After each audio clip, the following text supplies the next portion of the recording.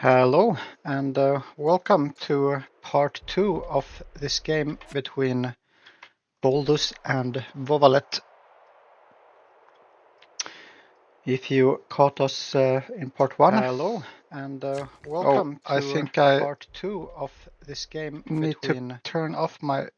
Okay, no. Good that the sound is working.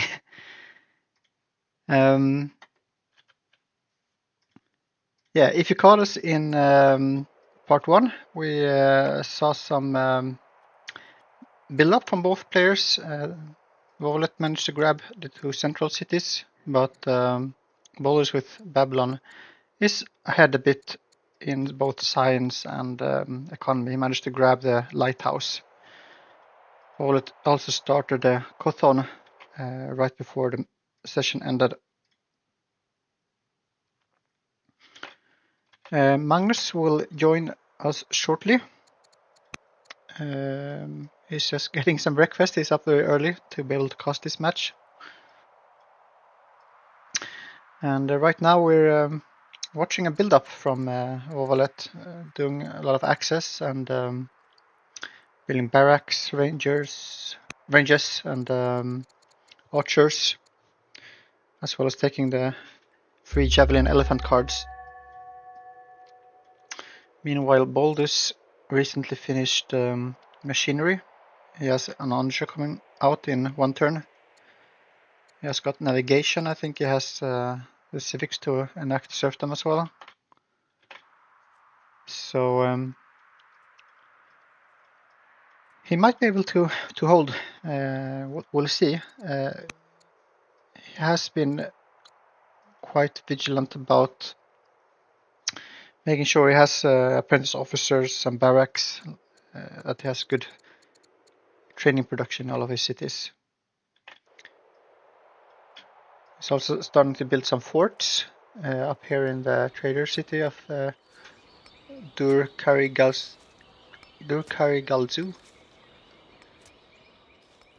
And I think he has started some strongholds as well.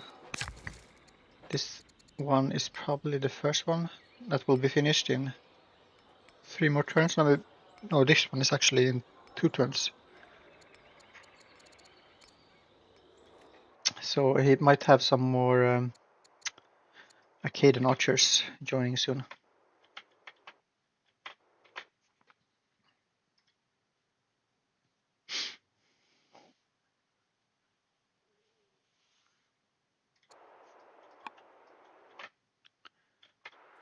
Hello? Hello, Magnus. Hi. My tea is taking a suspiciously long time to brew, so I might have to get up in a minute, but I'm here now. I'm in the game.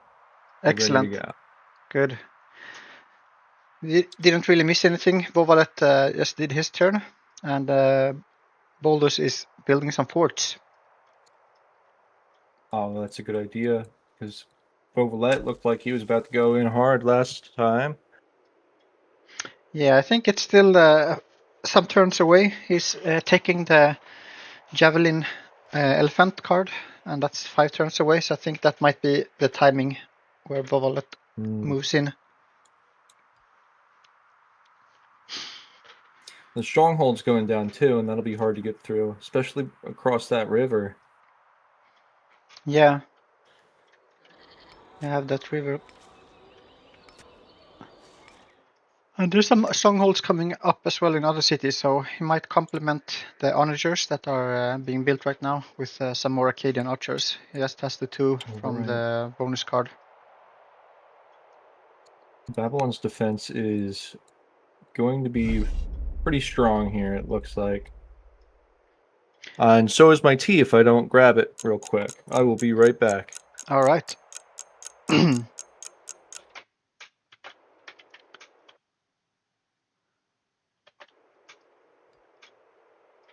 So I think this will be the story of this session. The attack from Vova7let and the defense from Boldus. And we will see who shall prevail.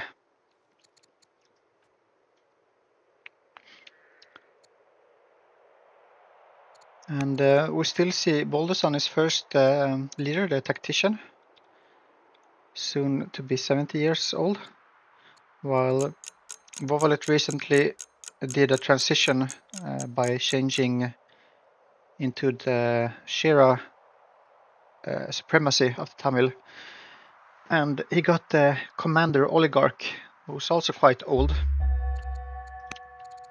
and he has an equestrian diplomat as an heir, which could be decent actually to get some family opinion bonuses, which will help his whole army.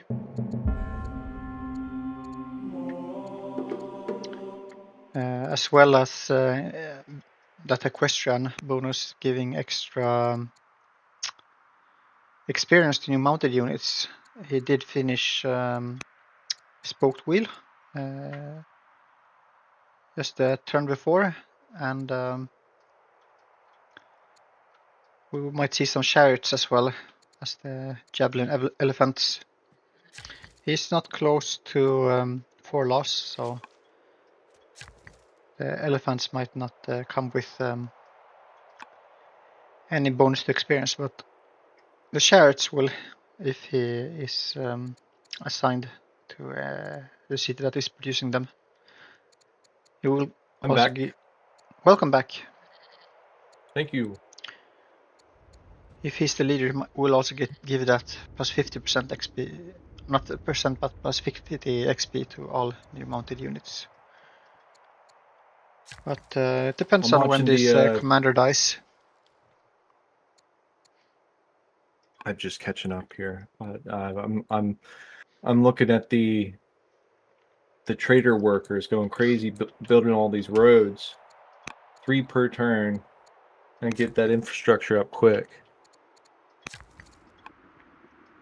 Yeah, as well as buying some more tiles, maybe for that coastal connection between Fanki and Korkai.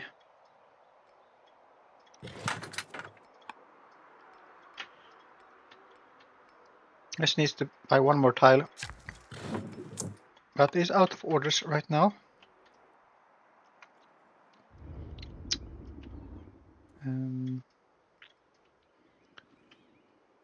I think the units from that southeastern city, trader city, can move quite fast through the coast and the river, and then this newly built road.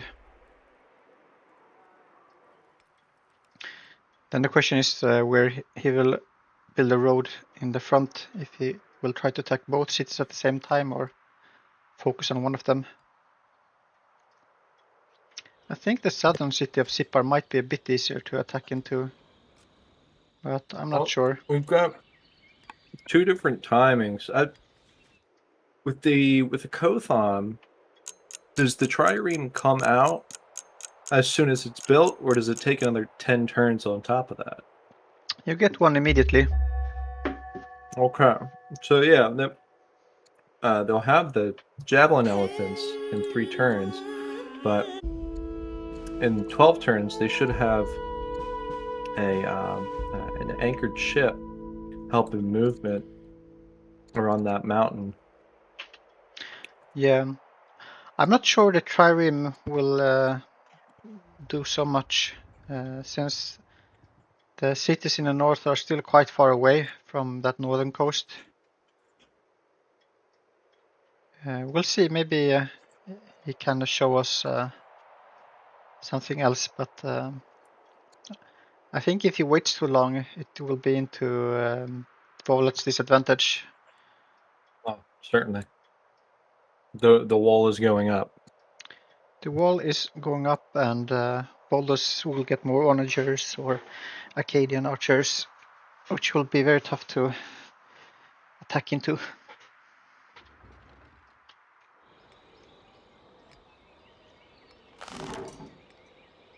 This triple volcano defense, I wouldn't even want to attack into it. I'd want to go completely around if I were in Tamel's position. Yeah. That's scary marching my troops up through there. We could maybe see some trickery where he's gathering his forces in the north maybe, and then he moves in a trireme and then jumps across and attacks from behind the volcano instead.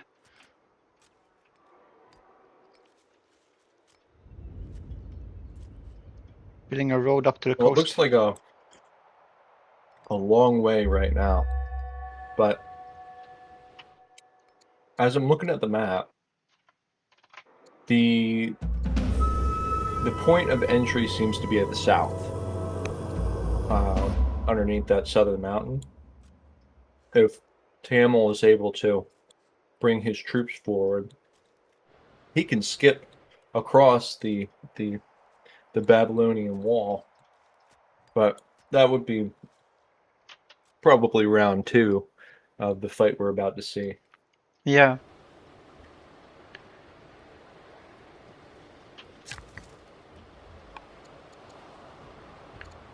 He's building roads, as you said. He has connected all of his core cities from the east now to that first inland lake. Shopping some more woods.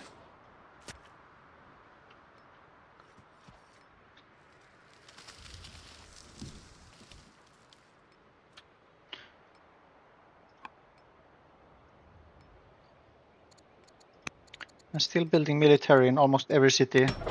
Just one fisher down in the southeast for some extra money, I think is the main benefit that he is looking for. Started another range as well.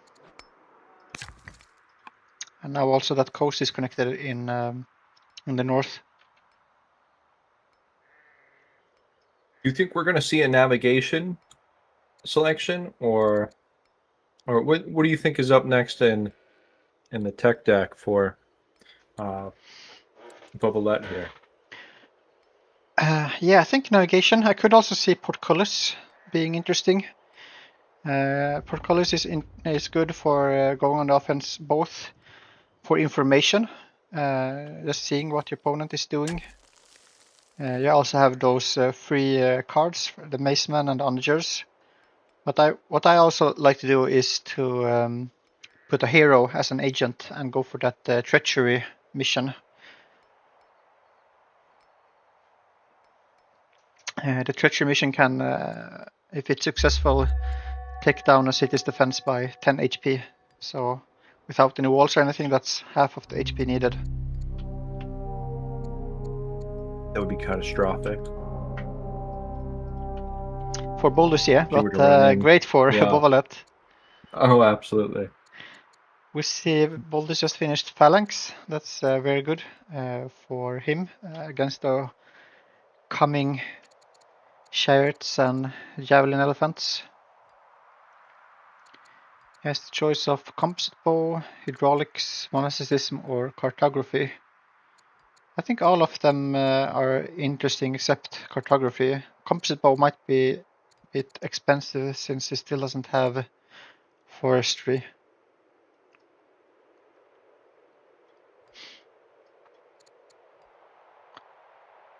But we were talking about... Go ahead. Boldus has later just picked up the Book of Secrets, giving plus 40 to all family opinions. Very strong item. Yeah. I pushed him over to friendly with the traders. That's always nice.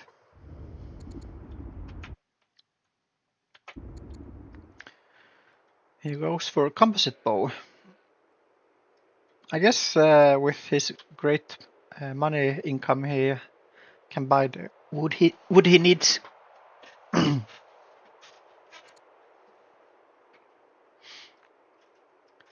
It's still quite cheap. I think could start buying it up a bit since both players probably has quite high money incomes with all the nets and traders. Well, I think it's off by about 1,000 gold between both players right here. So Boldus is in the position of advantage if we're looking at buying wood. Yeah. But it looks like he's in a heavy advantage overall because he doesn't have to be picky with the text that he chooses here. He has 121 science on year 54. An incredible number. Exactly what I like to see with Babylon. Yeah, he's really managed to build a strong empire in a short amount of turns. This is a nice event. The sporting chances in Kanyakumari. You could go both for the chariots, the mounted units, or for infantry or ranged. You could also buy a minister if you want to, and steer the second line into some area of study. Okay, so went for the equestrian tradition, so those chariots will come out with extra HP. And you could also put the prince there for even more XP if you want to. Yeah, you're right. That stacks, doesn't it? Yeah.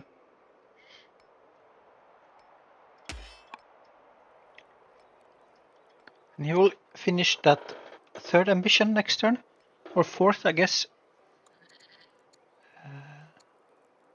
Yeah, it will be the fourth with all the food income.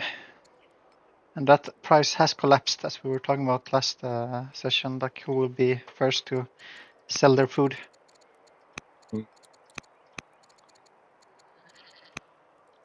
Yeah, Boldus only has one ambition completed right now, so completing ambitions is a good contribution toward your overall legitimacy, right? Yes, it's a 10 per. Yeah. So that's going to help Tamel's orders here, along with all these chops he's doing. Wow. So if you have a road through woods versus a road on open land, do you move faster on one or the other, or are they both treated the same? It's the same. But it can be nice to chop the woods down because you're already on that tile.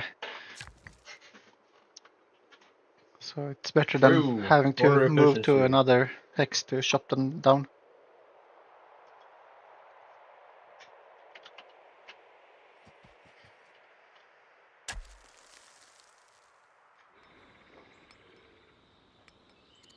Another garrison going down, but on the front lines this time.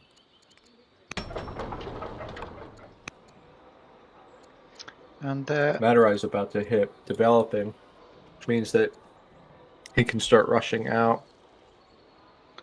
the artisans are really upset now. What for? The oligarch is disappointed. Yeah, he looks real angry.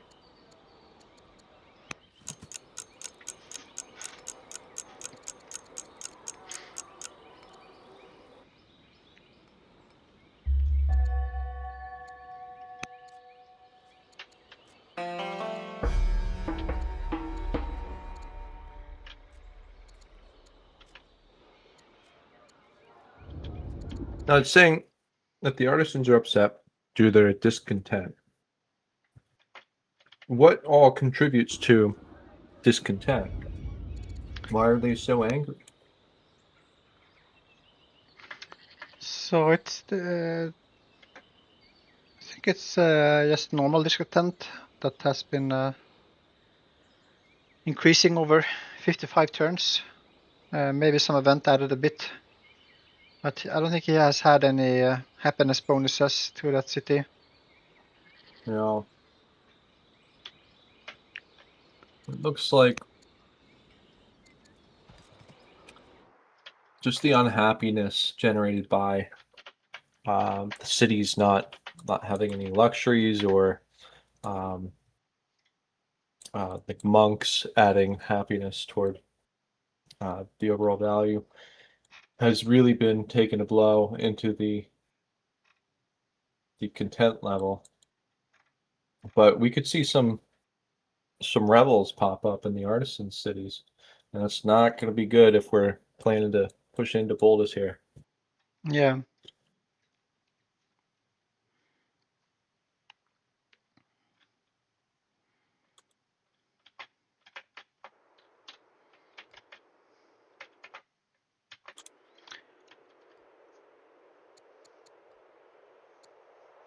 So we see that first stronghold finished.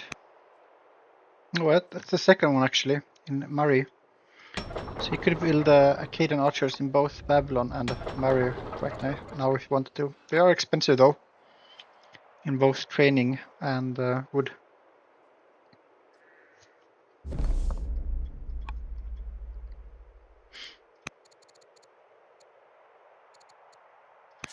Just building a lot of quarries.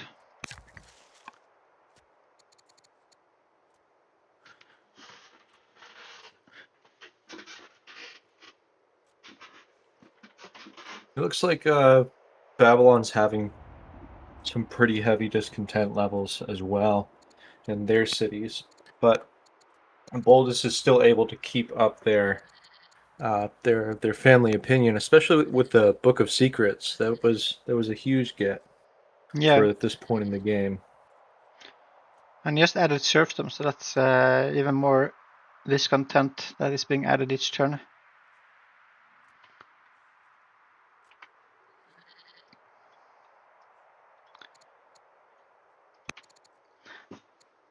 But usually early on you can counteract the added discontent by the legitimacy that you are accumulating. I feel like after your first or second leader dies, it becomes more difficult, and you really need to look at different ways of lowering that discontent or increasing the family opinions. Might need to do it earlier in some cases as well, but... Well, we're still on our first for Boldus. Am I mistaken? Yeah, it's still the first. Okay, but he has been a bit slow with the ambitions, I think. Well, absolutely. We're sitting at 105 legitimacy. I think at this point in the game, it's on the middling end, from my experience. But Tamil is bringing in twice that, or 100%. No, wait, how does that work? 150% of Boldus is sitting at 164 legitimacy. Very good for Tamil's order economy. Yeah.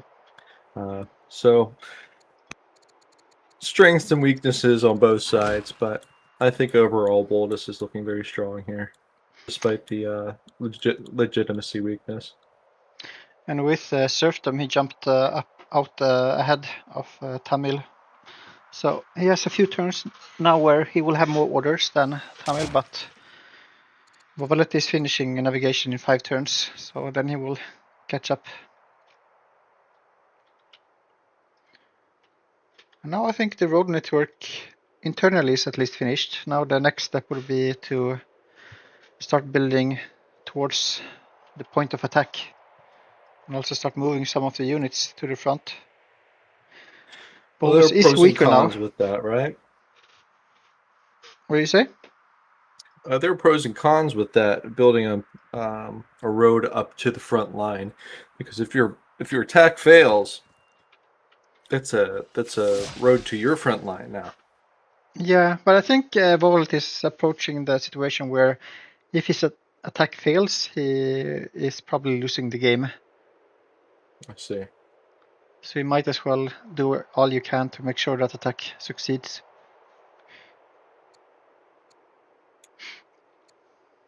Because as it is right now, I think Boldus will be able to get ahead in building wonders and taking up and attacking with stronger units, and then it will just become worse for the Tamil.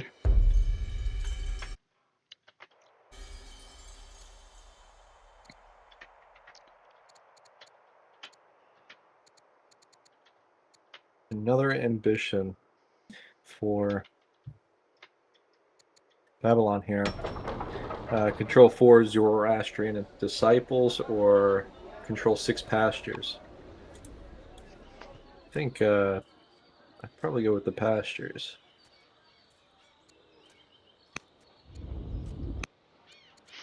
I'm not sure I liked this farmer that Boldus built. Like, he doesn't need more growth and food. Oh, was the one in Babylon? Yeah, just finished the farmer. Yeah. Yeah, I think that is overkill. It is I would like very to see. easy to just like see big numbers or resources and want to go for Yeah. them, but you need to think about like what you really need right now. He already has 3,000 food and 4 citizens. It's not like that is what he needs right now. Yeah, let's do some math. So that farmer is pulling in 2.6 growth, 1 science. I think the rest of the values are negligible.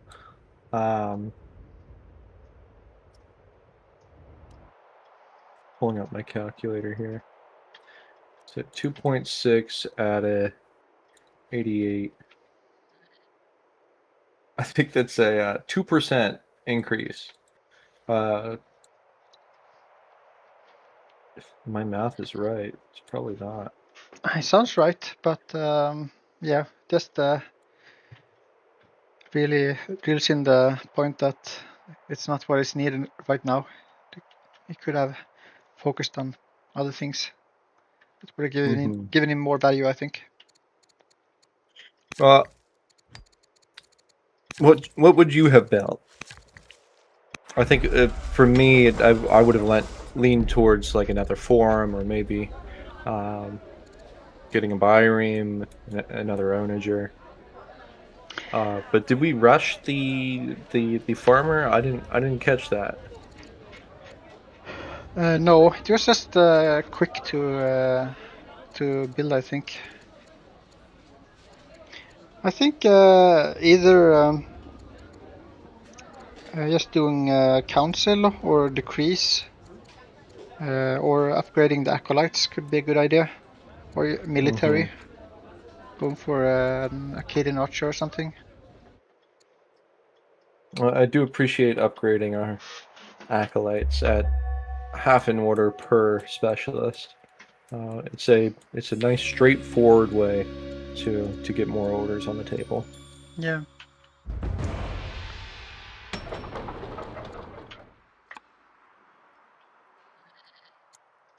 I wonder if he removed one descent in this artisan city, and that is why also why there's some extra discontent levels, and now we got it again.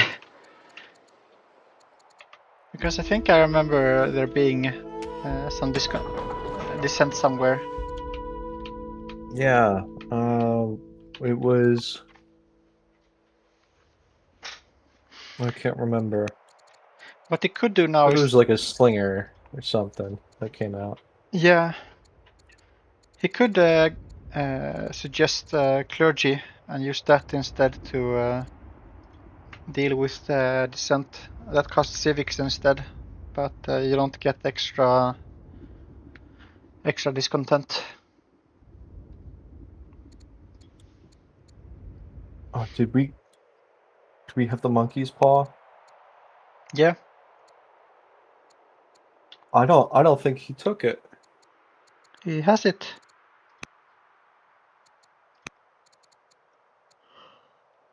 Oh, okay. So I see. It's not the schemer that took the monkey's paw.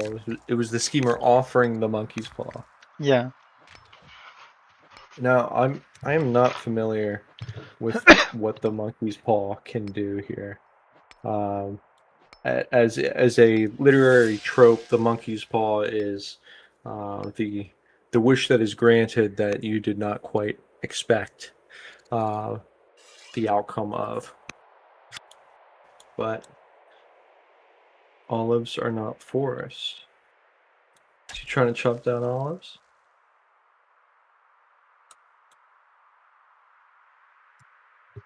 No, he lost a scout.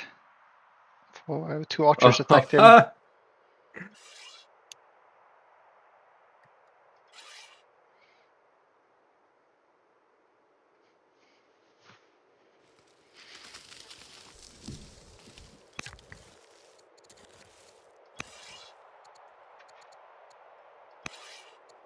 It happens. Scouts are made to be lost. And he should have no trouble getting a one-turn scout made in his capital. Comparing the capitals, I think Vova7let has done a better job of like choosing specialists. Like he doesn't have the fishers on all of the crabs, and he doesn't really need the food or growth. So he's been building acolytes and officers instead. Well, when you have a pathfinder and you have the traders and you have the lighthouse, fishermen are not just sources of growth. They're sources of heavy income. So if we divide each net by half, that's 15 gold plus that's 20 gold. 20 gold in a science. There's the fisher stack on top of the nets, because then that'll be another 35. Yeah, you can sell the food, but I feel like it's still it's not bad, but it's like if you just it's a bit too much. You don't need that growth. You don't need 30 extra money for selling the food either. Well, maybe he's not planning to go down the forestry line at all. Having all this extra gold is going to be a great boon for him. Getting those Akkadian archers out, Sumerian archers. What are their first stages? Akkadian archers. Yeah. Right.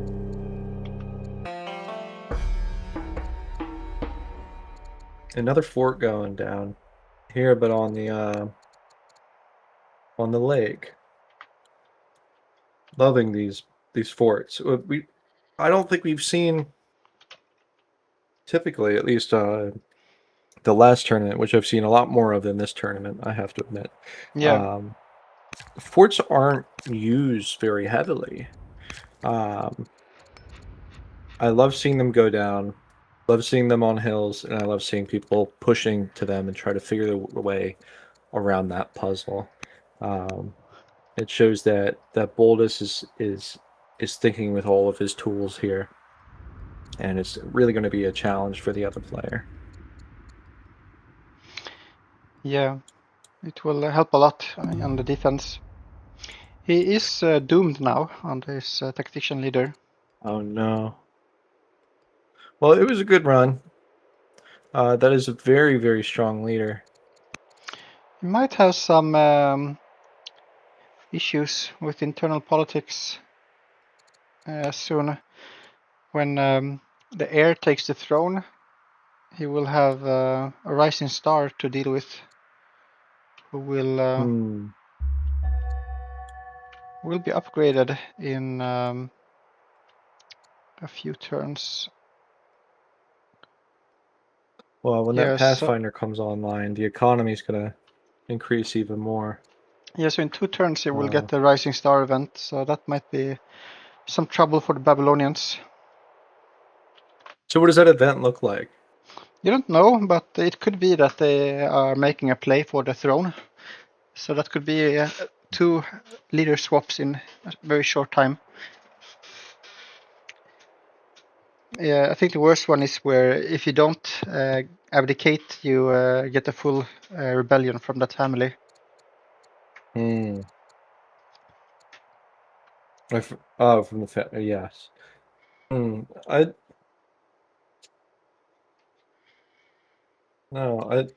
I mean they're both judges, right?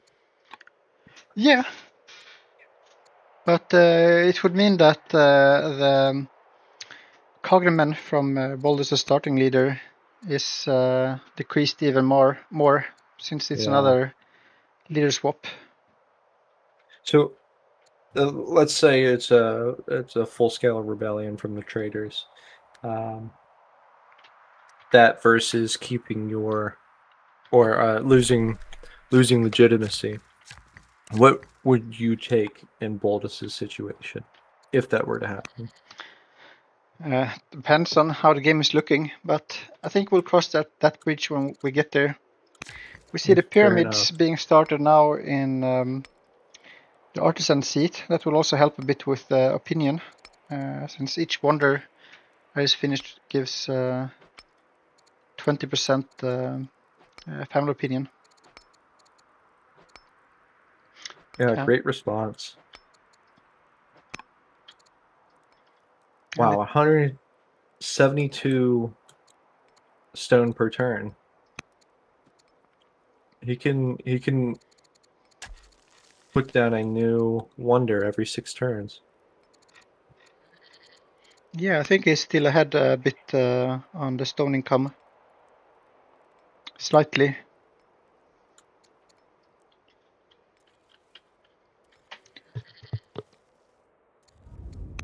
I suppose that's if this push doesn't pay off, that could be an angle where Tamil can pivot to pumping out wonders and increasing internal culture, because if the walls are up and you can't get by them, maybe shoot for a point victory. Try to get as culturally adept as you can get.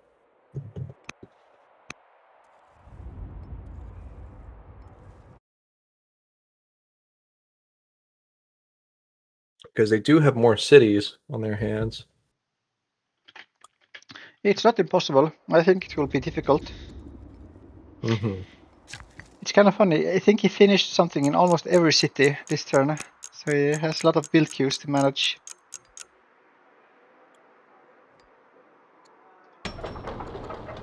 Rushing out the apprentice officer.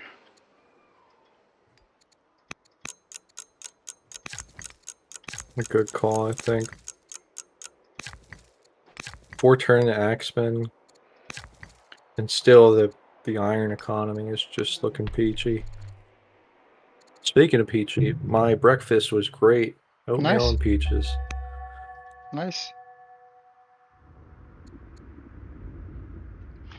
We see that free ballista finished, and the new king on the throne. Let's look at these events. We could become prosperous, fierce, or grab another citizen. We've seen that event in Tamil. We have a tutoring event.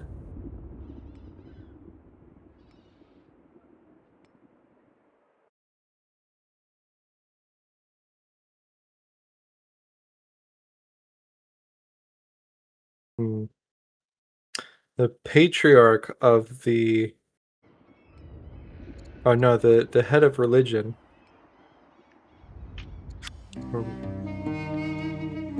Are they also the patriarch? Oh no! Yeah, they're just the head of. This event sucks. I think since that one is 65 years old, you might think like, oh, I just pissed him off with slighted. But it's so bad timing because that will make both of the hunters and the traders upset. But losing 4 legitimacy and taking 40 discontent in every city, I think that's so much worse in the long term. I think you just have to slight him. It. Yeah. So. Yep. All of his families are upset now.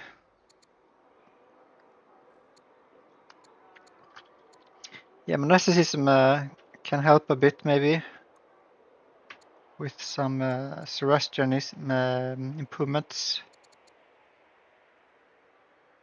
And polytheism, if you get some shrines everywhere, that also helps a bit with pagan opinion. They have that bonus from having improvements and specialists. I think we can slot out our ambassador here from the Numidians. Throw in someone from maybe the trader's seat. Yeah, that to get could help some a more bit. Opinion.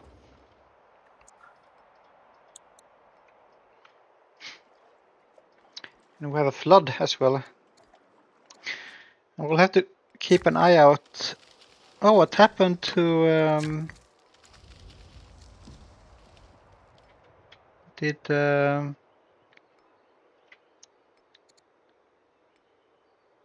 what happened to What's the rising star?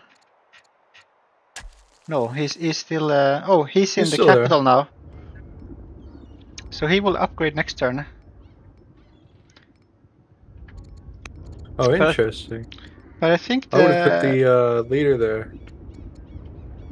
I think the slighted opinion. It still stays. It's like independent of who's leader.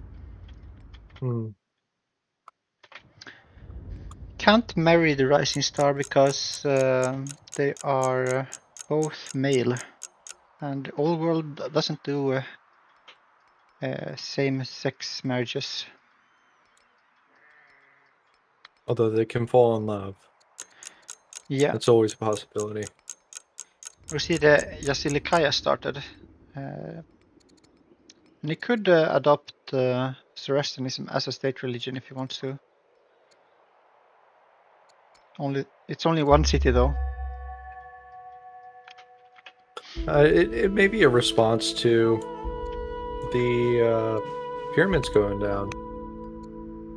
Because if Boldus lets Tamil have all the wonders, then he's letting the game go. It's a bit of a stretch, but I mean every to make part things exciting for the viewers, you know. Every part counts. Every point is needed.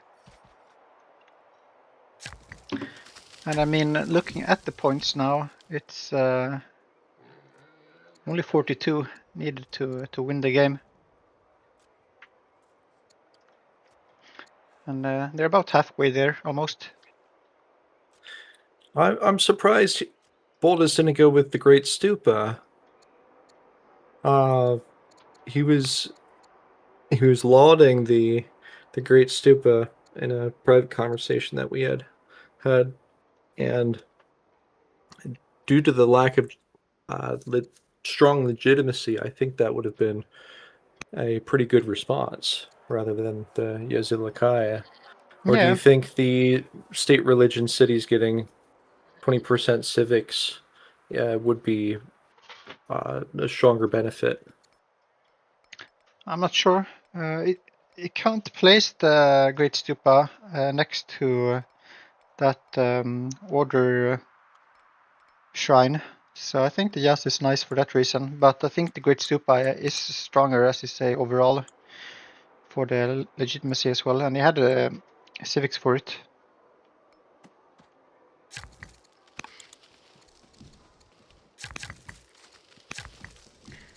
We see some more shopping from Tamil, starting another range.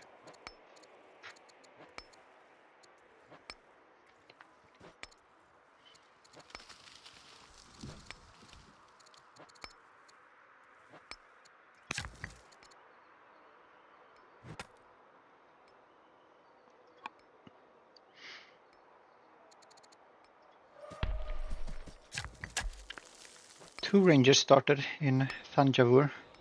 Oh, wow. That's going to be a strong city. You got the adjacency bonuses going off. I'd love to see it. Yeah. My favorite way to set up an adjacency bonus between 2 military cities is building them all together in one giant clump, having the borders cut through the buildings themselves, but they'll still benefit from each other. It's very, I mean, it's probably not as efficient as I'm repping it, but it is very fun to see number go up. Yeah.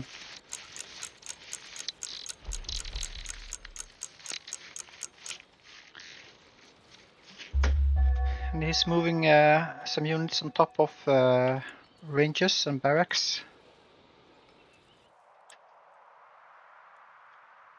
Saving some orders to move some workers or scouts or assign a governor somewhere.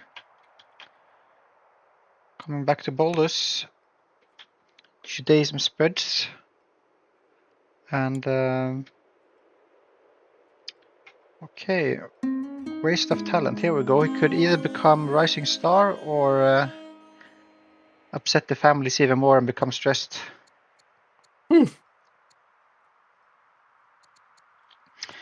And this can be a bit annoying.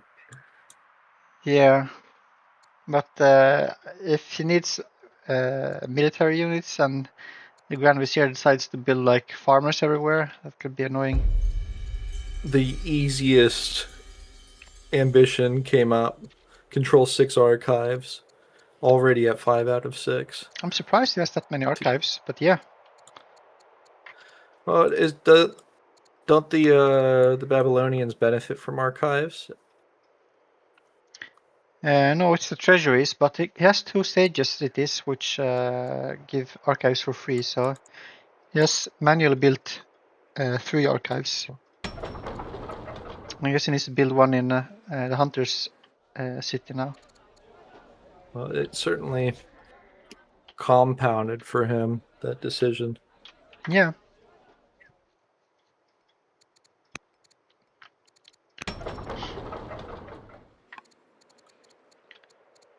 And he has the judge there, so in 5 turns he could rush out the archive if he wants to.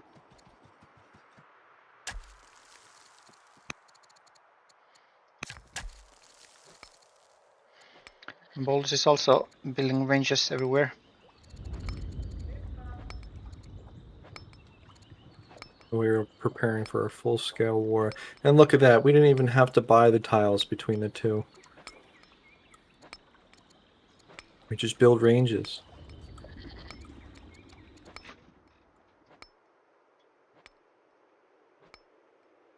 I don't think there's any benefit that you do get from buying the tiles other than making your national territory just bigger and have more land to deal with, more quarries to put down.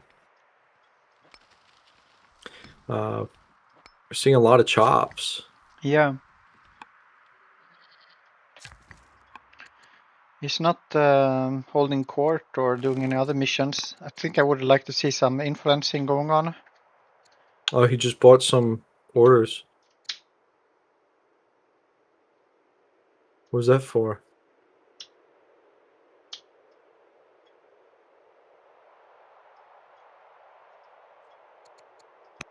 Not sure. Oh, he just bought another one.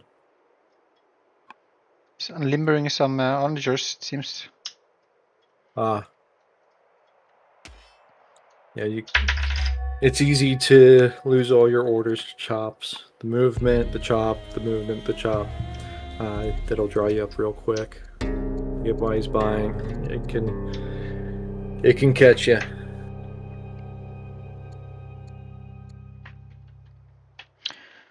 So we see navigation finished now for the Tamil.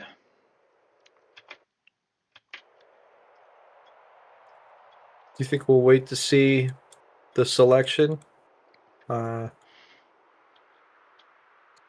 till after the pyramids come up for that discount? Not sure. Maybe. I think I wouldn't have waited. He has quite a lot of civics. I agree. Yeah. But, after looking at it. But he has. I'm not sure how many of his orders he feels he needs to use. If he's gonna go forward soon, he needs to start moving stuff. But Babylon is back to similar now. So he starts monasticism. Imagine for that law. Yeah. So that would be the 4th law. And the Tamil has some nice shrines. I have the science and the fire shrine. I guess it doesn't have any lumber mills yet. Or any horse left. A lot of chopping on both sides.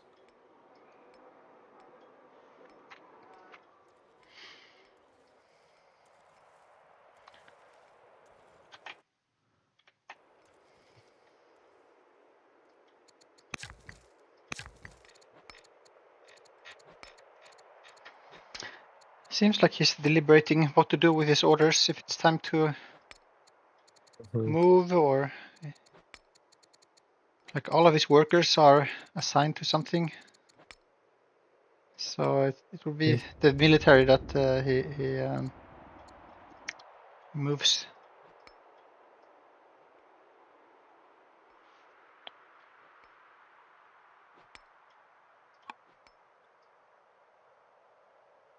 I'm on the edge of my seat.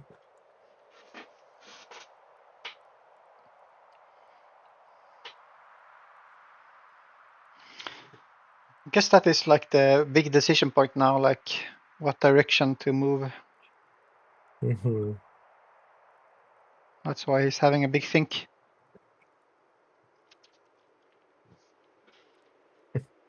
The big think.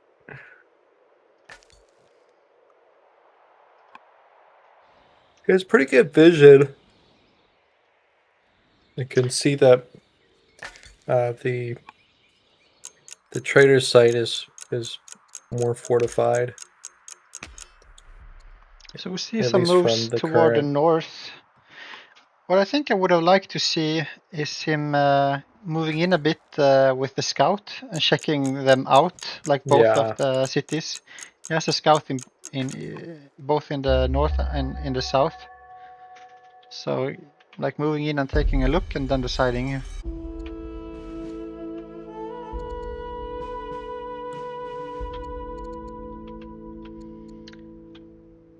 It could be hard to want to do that when you have a whole army to mobilize. Pushing the scout in and then pulling it out, it's like a quarter of your orders there. But I don't understand why he ended the turn then. Like he has 14 orders left. Maybe he's trying to do some scout moves at the end of Boldus' turn. That can be difficult to know when it is gonna come.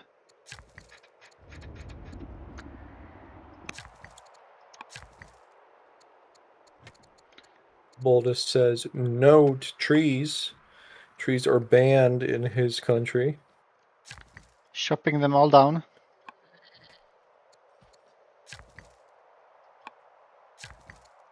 Like he has a vendetta against them.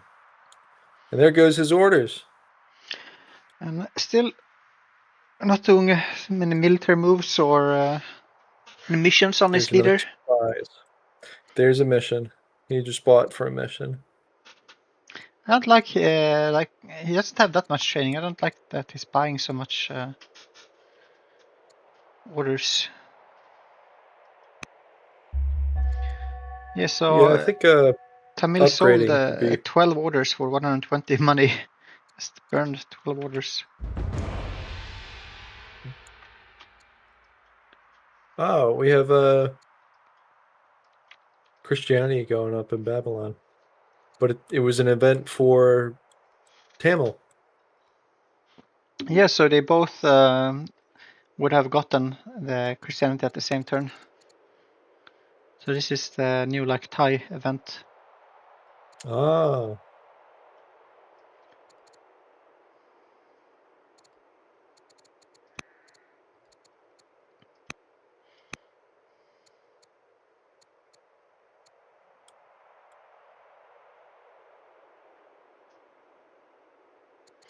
But All yeah, right, the what are we opinion doing here, for Vova?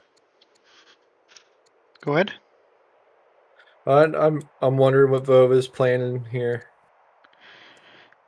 Yeah, but he managed to fix the opinion for the artisans now. They're no longer angry at him. You're right. Got a new That's nice. oligarch. Yeah, what happened to that last one? Died. Mysteriously. It's very good timing.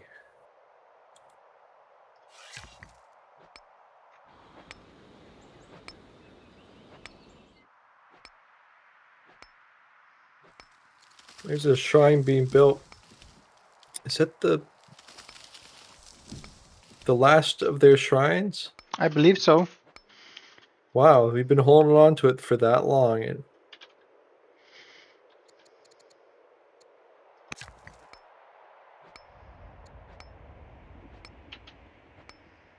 huh. It's being used as a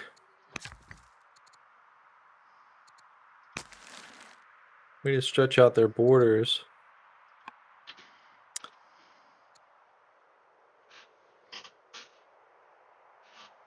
I'm not sure if there's much to gain from that. Maybe the olive tiles there. Yeah. To Boldus's point, they do kind of look like just your forest from far away. He is quite far away from land consolidation, and he hasn't teched police either. Even.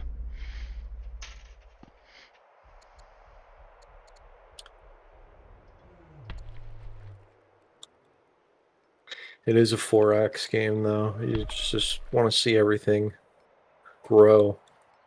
Yeah. No, I think it's nice to just grab that extra land, those extra borders. Mm-hmm.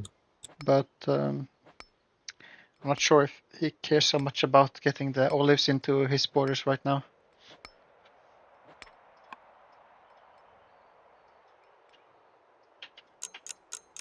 Oh, I see what he's doing. It might be like acting also as a road. Yeah. So when he completes that, it'll just stretch out. Give me 1 moment. I gotta change the laundry. All right. It'll be like 3 minutes.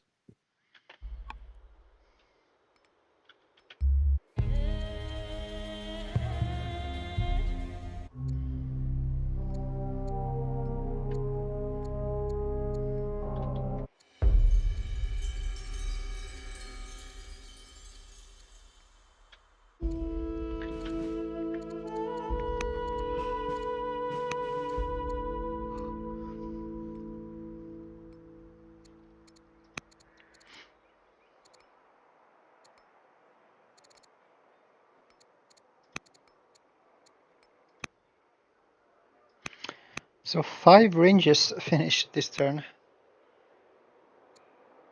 A lot of improvements being built in Babylonia. Taking a look at the stats now, is up to 100 improvements compared to Vova7let's 74.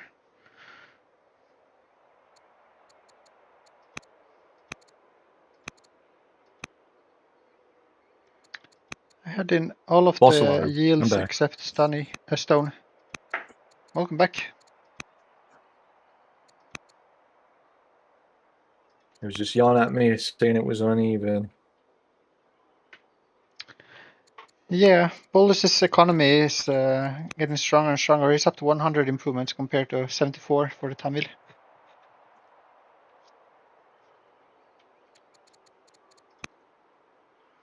Yeah, that is a lot of iron. And doubling the science rate up to almost 130 Almost now. matching the stone.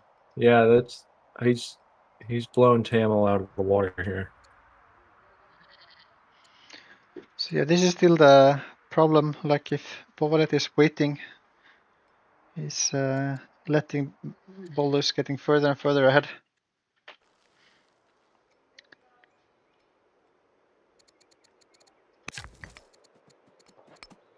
We see more and more ranges being built. 5 finished this turn. And 4 in Did you say production right now. 5 ranges finished this turn? Yeah. Wow. Good job, Boldus. that's efficient. Yeah, it's a really strong game from Boldus, I think. Very impressive.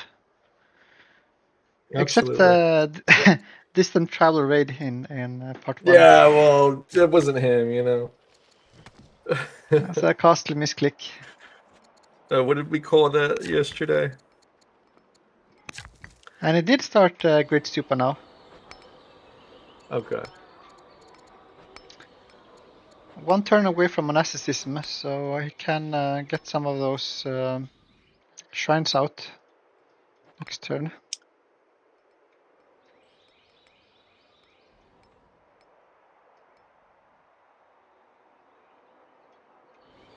One trick he could have done if he wanted to is to build a Great Stupa in Sipar.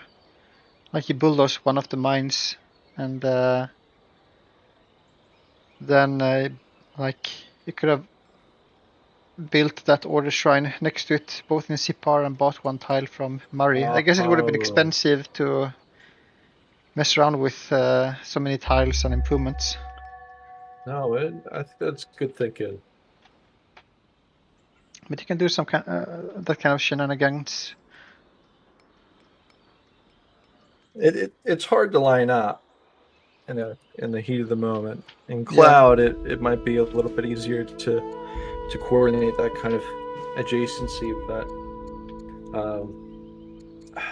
if you take too long planning that out, you could be missing a lot of other things.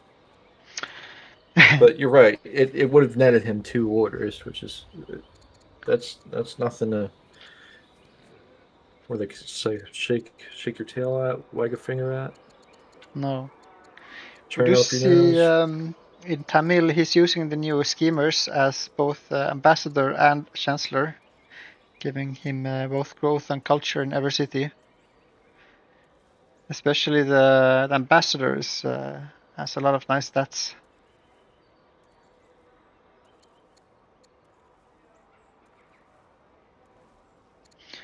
And the Tamil leader is severely ill at the age of 77. So we might have the Yeah, she diplomat was on the old to throne start soon. with.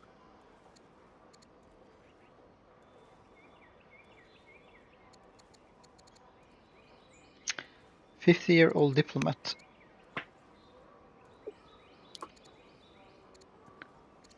It's not really any other strong heirs in play, I think.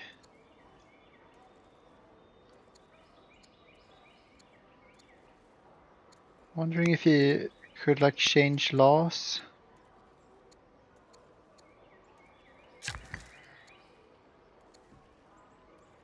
I don't think we have the event up for this stream. Let me make sure that we have one.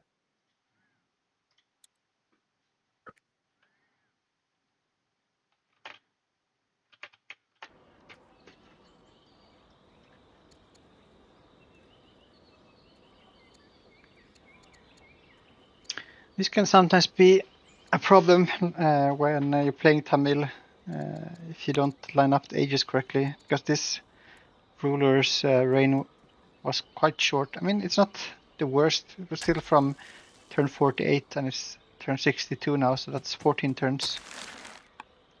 But if she dies soon and then you get his 50-year-old heir as the leader, you have a lot of this like short reigns. It's not really what you want. You want rulers living for a long time, becoming like super strong.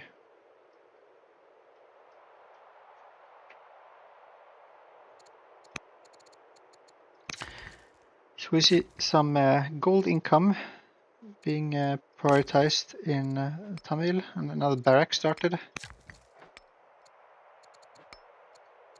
Kothan finishing in 2 turns and the pyramids in 4.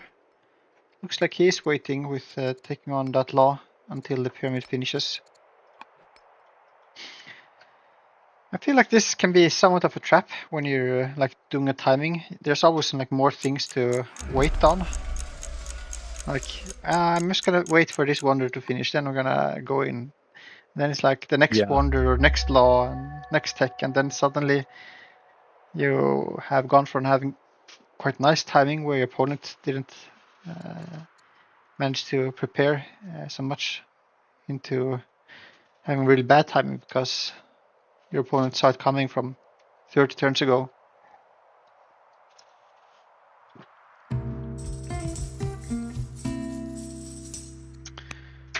See citizenship or drama, police, or order boost for Boldus, and goes for citizenship. So yeah, he went for polytheism right now. So he can start building shrines everywhere and then go into divine rule in 3 turns for a bunch of extra orders. And that will also be his 7th law. And he has 2 strong cities already, 3. So we can start getting those Cimmerian archers. Yeah, it's such a strong game from Boldus. It's hard to see a route for Vova7let to make a push for victory. Yeah. Like the proverbial Boldus's boulder has been rolling and it is accumulating even more mass. I think it's too big to stop at this point. Maybe he did find that Boldus boost after all. The Boldus boost, that's what it was. Yeah, so if he builds shrines now in like Sipar, Dur, Kuri, Galtsu, and in Kish, and then gets Divine Rule in 3 turns, that's an extra 6 orders. That would move him from being behind now on 28 orders against the 35 from Tamil to almost catching up. But more importantly, he can, as a judge, upgrade the strongholds. And oh, this is aggressive. I don't know about this. Do you see up in the north the Shrine of Marduk being placed down on those lavender? I do, yeah.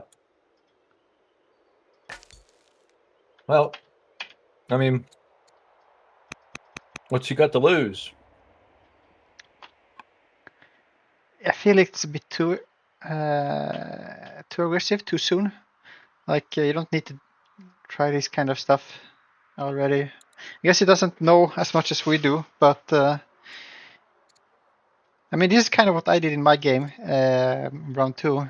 You feel very confident and you go for something aggressive, but you don't really need to, because if you just wait, you will be even stronger.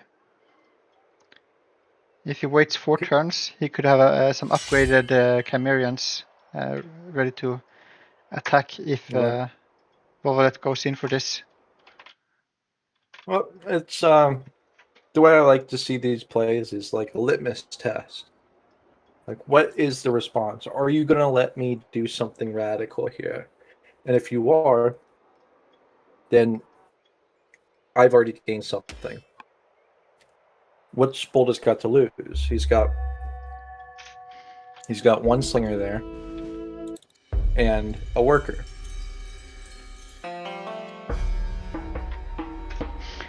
So if he gets this, he has an opportunity to create more forward forts. So Tamil has to respond. I don't think Tamil can push through this line. They might be able to, but they're gonna suffer heavy losses from it. I'm not sure if he's gonna lose that much. He can just plink that slinger down with some archers, and then he can kill the worker. You're right. You're right. Yes, that one very strong with the eagle eye. And then he has three others that can help attack. So yeah, those two units will die in 2 turns. So Boldus will have to retreat here. Just a bit of a waste. Might be bored. Bored? I'm playing a game where you have so many resources, you're turtling up. The best thing for you to do is to just sit and win. He could be lusting for some action. Yeah, maybe. Even if it's at his own loss.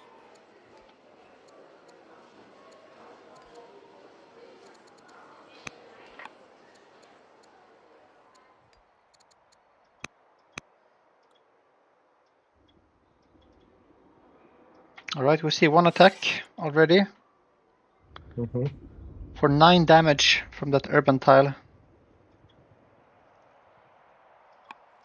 Yeah, that warden's doing a lot for him. We see an axeman moving out. Not sure why.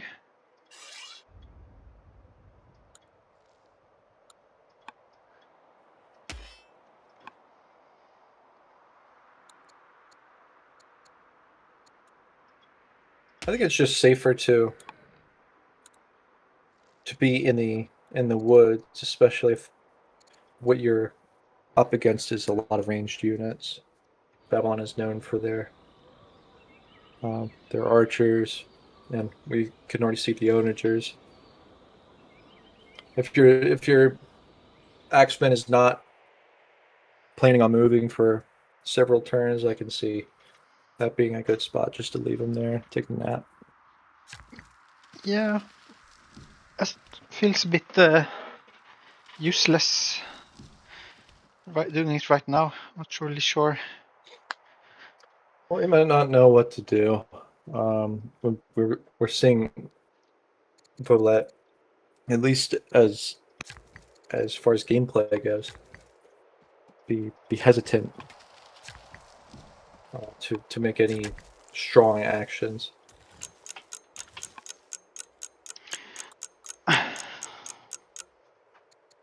Yeah, maybe it's like wondering what is coming from behind this shrine. It's like a super aggressive move, I feel. So maybe it's like, is it a bait? What's behind this? You can see that Boldus is on 6 laws, but I mean, I still feel so much that he's wasting time. He needs to have a bit more urgency in executing his plan. I mean, absolutely. Maybe he's trying to go for a longer game. That's like he's figuring out that he can't go in, so he's trying to go for some points or something instead. But then you kind of already given up, I think, because yeah, Boldus is becoming really scary. Vova7let's selling stone right now for gold. I'm not sure to what purpose. Unless it's for rushing Yeah, that might be it. more up. That might be it. We see 2 more ranges finished and an archive coming out the next turn.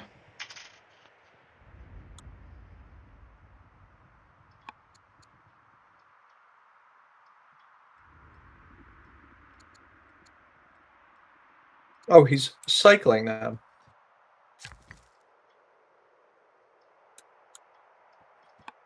The slingers. Is what? He's cycling the slingers. So the slinger that just got hit, now back in fort, healing up. And we have a new slinger on the lavender. Yeah, So I don't know about this. It's calling Tamil to commit more. Come in with your chariot and rout them. Do we see a shrine started in Borsippa? No, it already has paganism. So he has started the shrines everywhere relevant. Yes, that ballista is building an Akkadian archer. This Grand Vizier is doing a decent job, except for the Christian disciple. Build up is not really needed.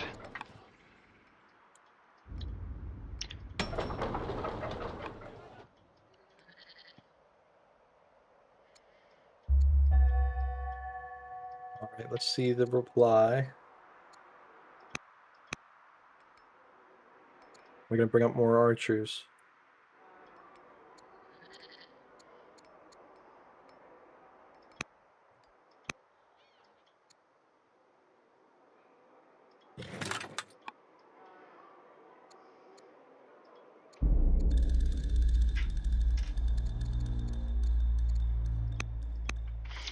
We have that first fire in play now. Oh yes, very nice.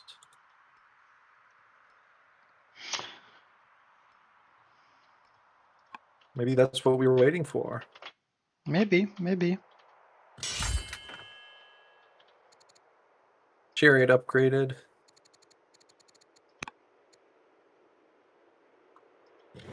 Still has another upgrade. Or maybe it was a lead general signed. Yeah, that's right.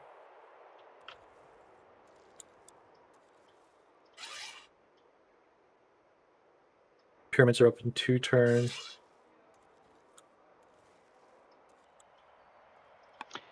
I mean, he has enough archers in the area to be able to kill the slinger if he wants to. Well, there might be a psychological response to this as well if he's not committing to killing Boldus, because Boldus will feel like he's safer than maybe what he actually is, because these are 2-turn chariots right now, 3-turn archers, even though we have 2 rebels in our artisan's seat. Yeah, wow, he's up to 49 training per turn in Monkey. Can really pump those units out. Yeah, it's going to be scary. Kill the rebel. Oh, there was that 2 rebels spawning? Yes, it was. Yeah.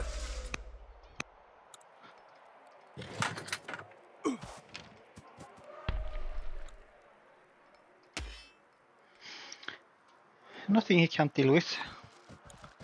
But yeah, let's take a look at the training production in the 2 empires right now.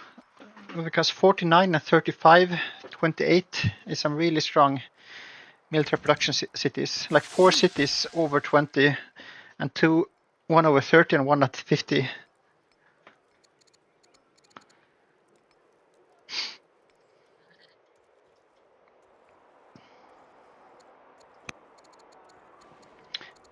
So there might be a way for Tamil to like outproduce Boldus. Just having like the great amount of troops. Not if the price of wood keeps going up. At one No, I point, mean there's both chariots and archers will cost wood. Yeah. That's one of the benefits of going up to stirrups, I feel, because then you have the horsemen that only cost food and a bit of iron. Don't have to mess around with the wood. Oh, true.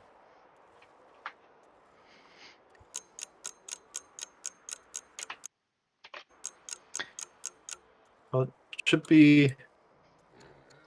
Yeah, he was waiting for the pyramids to finish before grabbing serfdom. Yeah. Because it's going to be a surprise for law timing, at least from Boldus's perspective, going from 2 to 4 in a matter of a turn. Sure, it will be a surprise, but I mean, it's still around the same time he's going to 7 loss, so I'm not sure how worried he will be about that.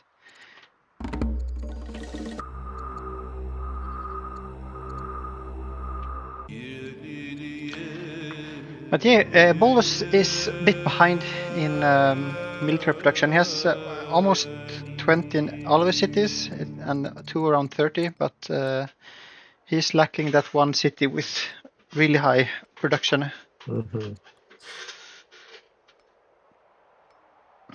It looks like he's trying to catch up. He's rushing out another apprentice officer in at the hunter's seat, that would be the place to do it. The hunters can produce equally a 2-turn archer, just as Tamil can, and their strongest military city. Yeah. He will get there soon, I think. He's close to 40 training per turn. And already now with some what's it called? Like extra from the top overflow. He can do 2-turn archers.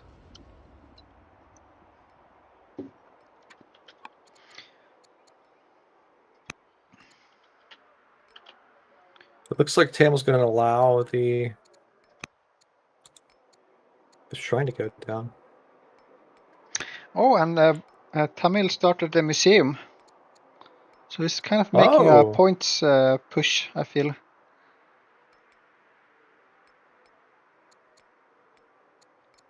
Putting the heat on Boldus.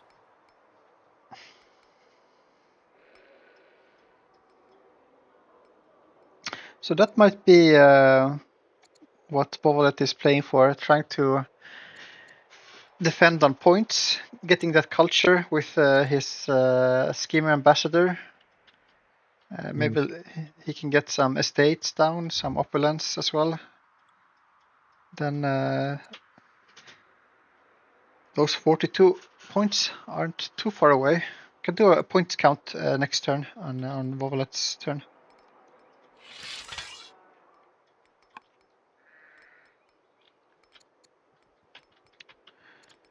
But yeah, there's some weak wonders left. Both the Secret and Hanging Gardens. Hanging Gardens isn't too bad to build, costs some wood. And then Boldus will be first to Legendary. He is 7 turns away. So we really needs that stone for all the wonders. He's holding on to a lot of iron. He could sell that off. It's up to 11.4 stone cost for money. It's very expensive right now. So yeah, 1 turn away from pyramids. He has both the navigation and monasticism lost to choose from. Taking administration now, so maybe he will also go for 7 loss with rhetoric and sovereignty, and then 1 more.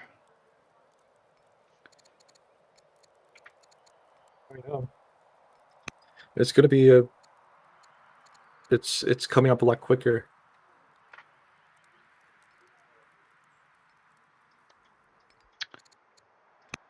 So let's If you'll excuse me, I'm gonna step away for another moment. Yeah. So doing a points count, we see on the cities, we have 3, 4, 5, 6 developing cities. So that's 6 points that are not too difficult to get, like just with culture. So that's 26 points. And he has 2 wonders in construction. That's 10 points, up to 30. He has 1 religion. That's 32. And he still needs 10 more points.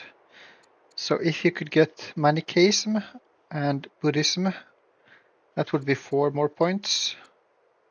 If you can get some legendary cities, that would help. And then with opulence. So it's quite a tall ask. There's a lot of things he still needs. Might have wanted to go for drama if he wants to try and go for points.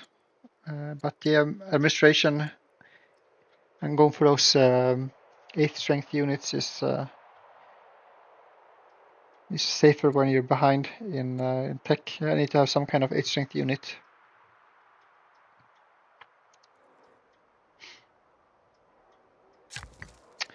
So let's see, he has attacked with 2 archers now. He's not moving anything more into position. Feels like he's letting Boldus grab this land.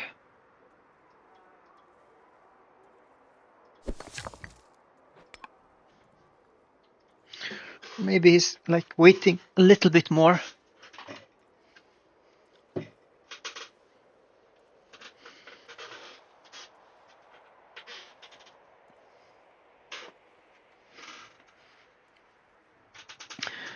Looking at the trireme here, from I guess this or this tile, you can anchor, and it's 4 range, so you can anchor somewhere along this diagonal. Then 4 more access will be up to, so there's like 3 landing spots here. That might not be enough because that's quite easily blocked.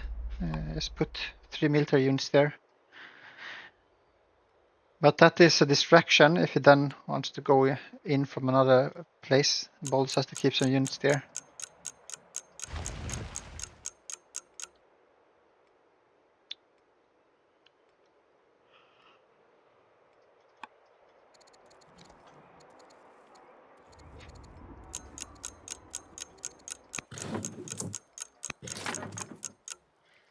Seems like he's moving some chariots in position.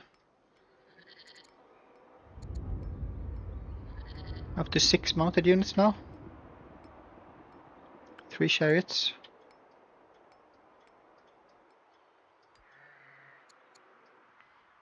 Still building quite a lot of axemen. But more specialists now, so he is playing for a longer game still. He's not going all in.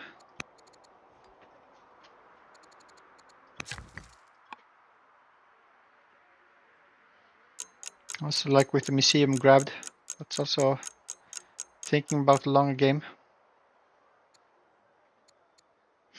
Maybe he feels like he's not that far behind with 72 science per turn. It's difficult to know without portcullis or anything else that Boldus is up to almost double that.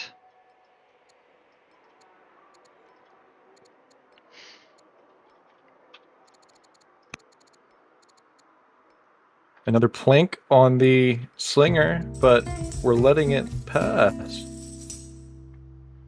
Another easy ambition here, produce 1000 iron.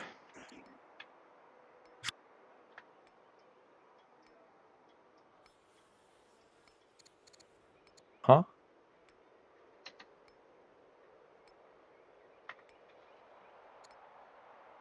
Oh, he just adopted serfdom. 1 turn away from pyramids finishing. Uh-huh.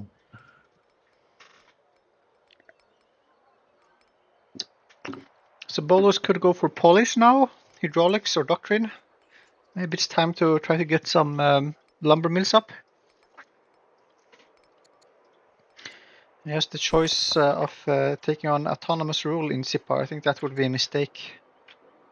Yeah, I don't think we've seen an instance where that was a good call. If you're not behind in the number of cities, it could be alright. And in the right city it can be absolutely good, but this is not the right city for it. You don't have that much growth, and it's in the front. You really want your military. So yeah, we just have to take the discontent here and move on. He does have a new religion head for the pagan religion, so that helps a lot with opinion. Oh yeah. And he also took it on as state religion, so that helps even more.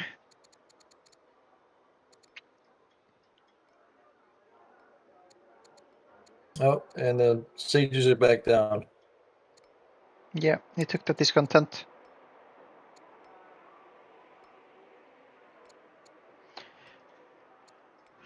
And it's going for police. So now we want to have our eyes looking for the citadel upgrades. Yes, the 7 laws.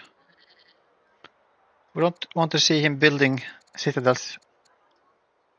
We want to see them upgraded as the judge.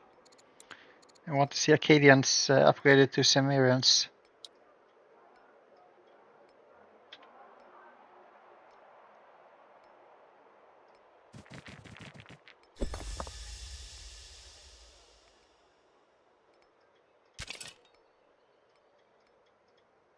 Feels like he's running out of units to cycle. Putting back that slinger. Oh, that's pretty aggressive. Yes, it's pretty aggressive. I wonder if Vova7let has any trader workers in the area he could use. I don't see any.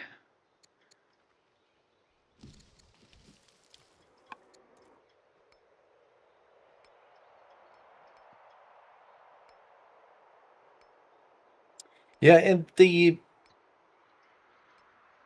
feel like Boldus is forgetting about the elephant's special ability to panic. And he forgot about the citadels. So no citadels, no Cimmerians. Cimmerians.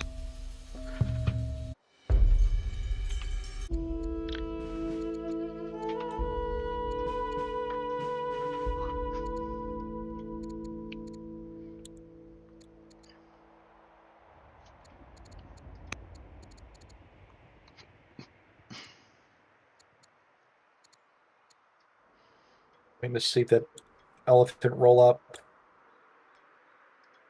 and push the onager right out of that fort.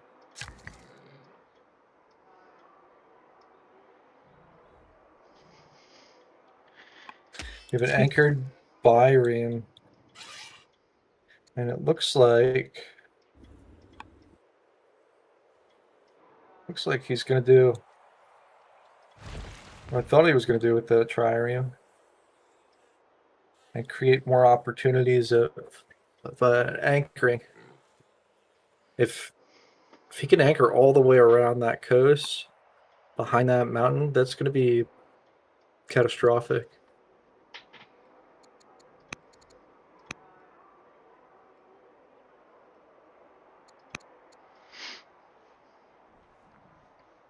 Yeah, he still needs more ships though.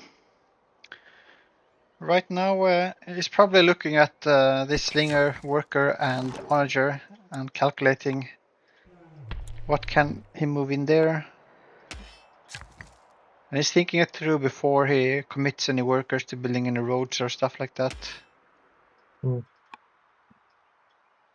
at this rate, Boldus is building a road for him. Yeah, but you can't use the opponent's road within their borders. Oh. Didn't know that.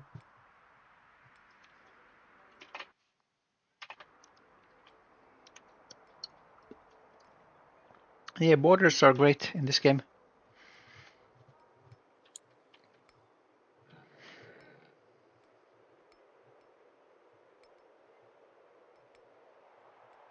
I'm looking at the most beautiful quarry I've ever seen in my life.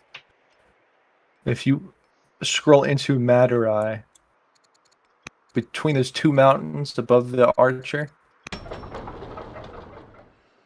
flowers all around that quarry. Absolutely Yeah. gorgeous. On top of the incense. Yeah. We see 5 strongholds started for the Tamil. That's pretty cool. He like started the museum 2 turns ago, and now he's building 5 strongholds.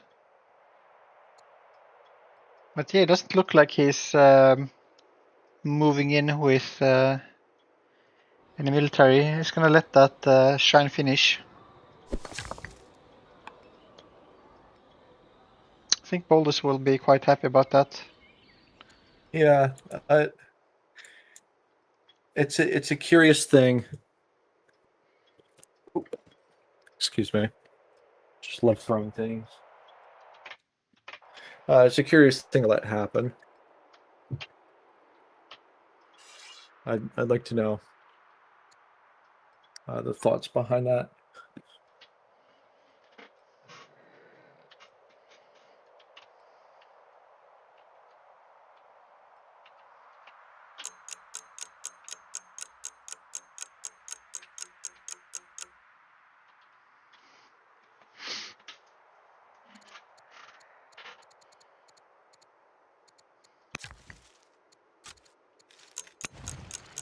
I wonder what he's trying to do with this trireme.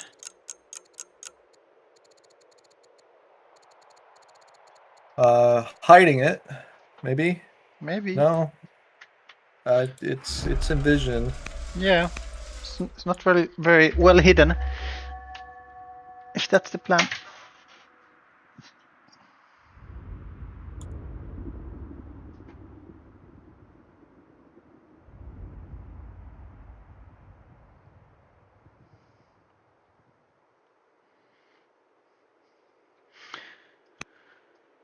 Okay, so will he build any citadels this turn?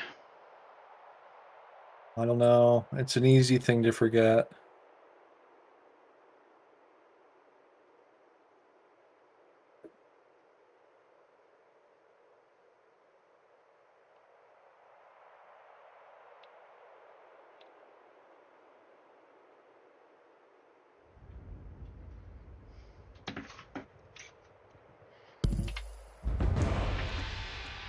What's that noise?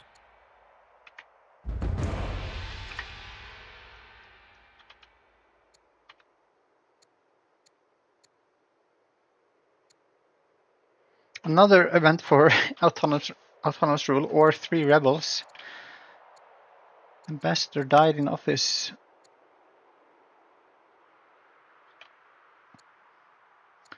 This dude wants to be the Grand Vizier so bad.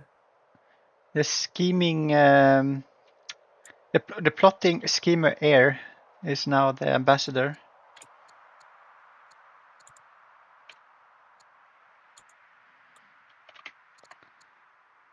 Tricky. Alright, now we upgraded, finally.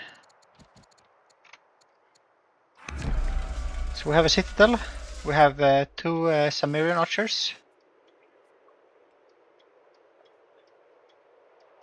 I've never seen the astronomer trait. And it took the rebels. Oh wow. Yep. So,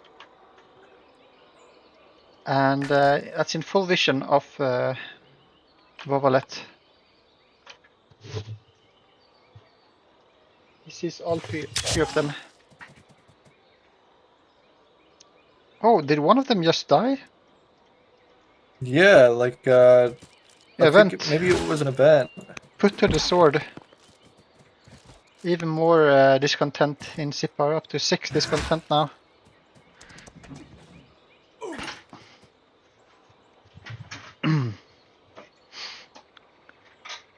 Oh, that's rough. That 1 HP spearman. And he is influencing a character now, the Patriarch. That's good, because after that he could try to convert the sages into paganism as well. Yeah, that would be great for the content level. How does he know that? Oh, I see. I mean, Boldus doesn't know that he knows that, so that was just some free information that Vova7let gave up. Yeah. Trying to maybe distract Boldus a bit. That's the second time Sipar has come under attack by several barbarian rebel units. Yeah, that Boldus that is no city has seen its stranger. struggles.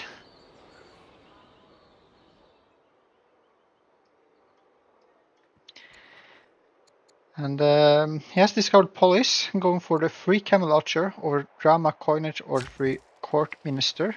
I think I would like to see him go for battle line and infantry square next.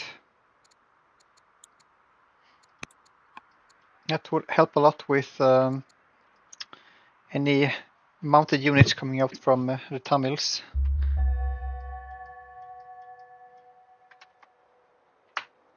You are not wrong, Boldus says.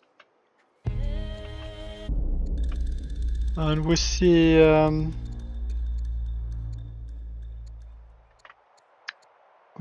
Tamil now finishing administration, going for phalanx. Yes, a bit of a difficult event now with becoming stressed and losing orders, or appointing another character as an heir, or becoming unpopular. This people displeasure event is quite rough.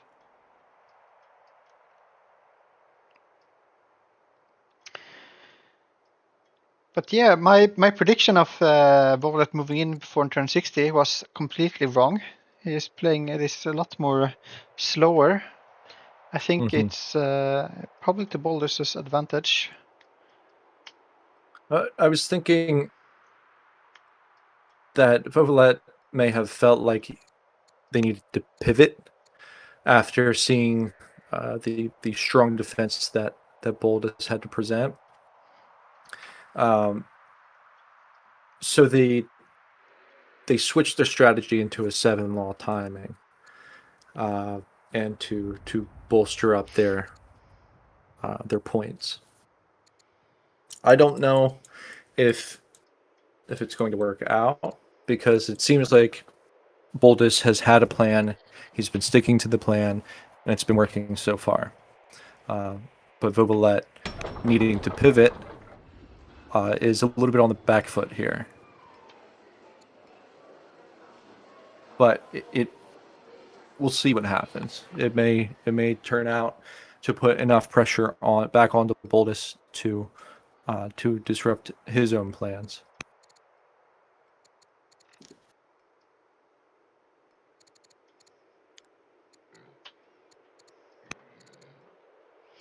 Yeah, maybe.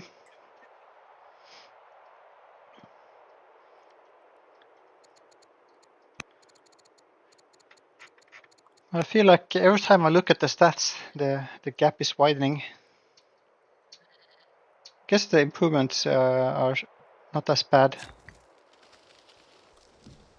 112 for Boldus and 88 for Tamil. But science, yeah, Boldus is still almost double Tamil.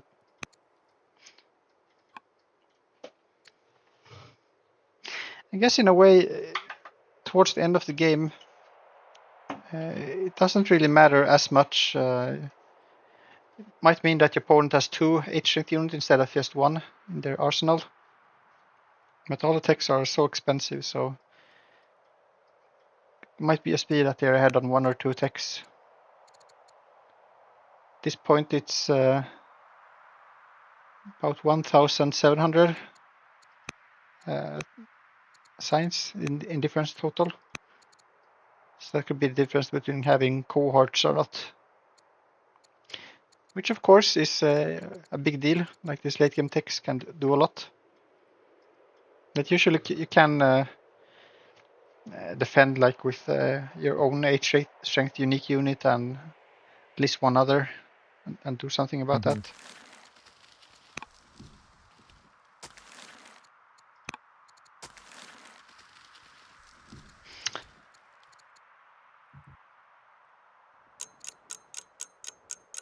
I think I must have missed the queen dying in the Tamil, because now we have turn 64. Yeah, we have the diplomat now on the throne, the question diplomat. Yeah, she was doomed a while ago. I suppose we just didn't make mention of it. Yeah. After she was gone. He doesn't look. He doesn't look too good. And he's not a great leader. No. I wonder also because he didn't get. I guess that's only when he changed supremacy. He didn't get that event for taking on the throne. Doesn't seem like he got anything good out of it, at least. Maybe just got a bad succession event.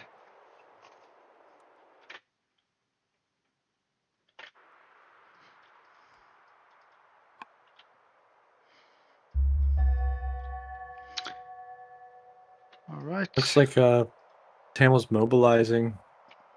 They have moving the chariots to the front. It's looking like the sword tip is getting sharp.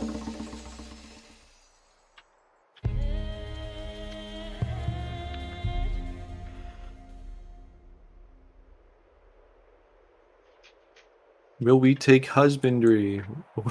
Will we be putting down those pastures? Yeah, I think husbandry or battle line would be my choice. And at this point, I mean, you mainly want husbandry to eventually get the chariots. And I guess the Chancellor will help a bit too. But it's always nice to have some kind of routing unit.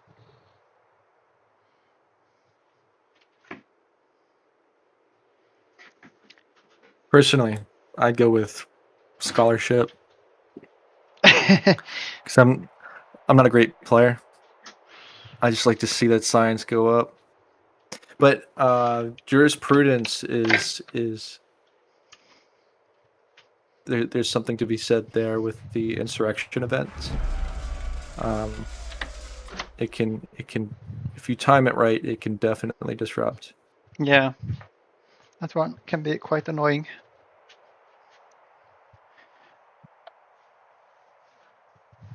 We've chosen husbandry. We see intercession now done on the prince. That's nice. And he's converting Nabonidus of Murray. Who is that?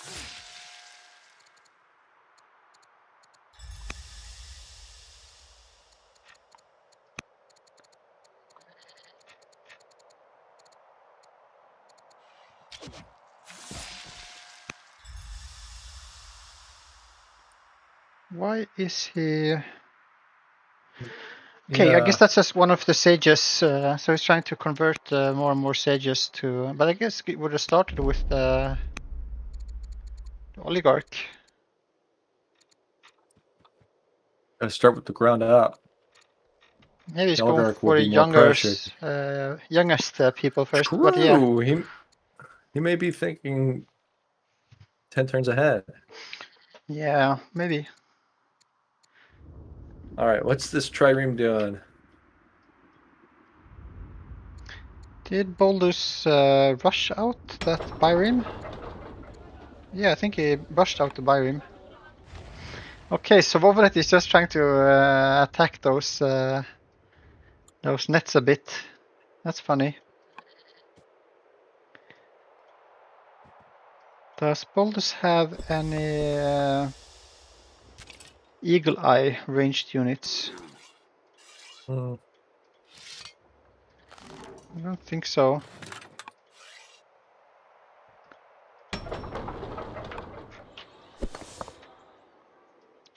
Because that one, any Eagle Eye units would help a lot with attacking that trireme.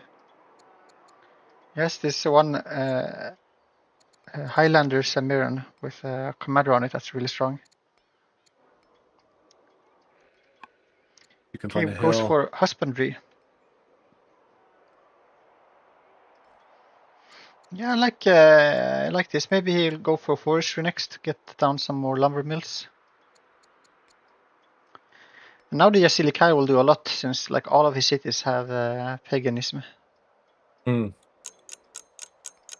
Yeah, 166 civics per turn. That's pretty good.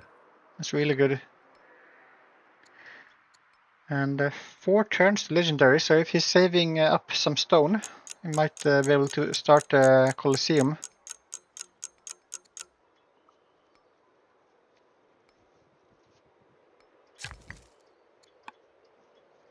Yeah, looking really good for Boldus.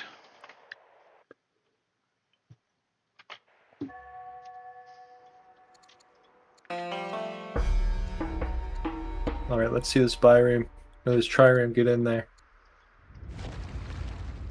Do your thing.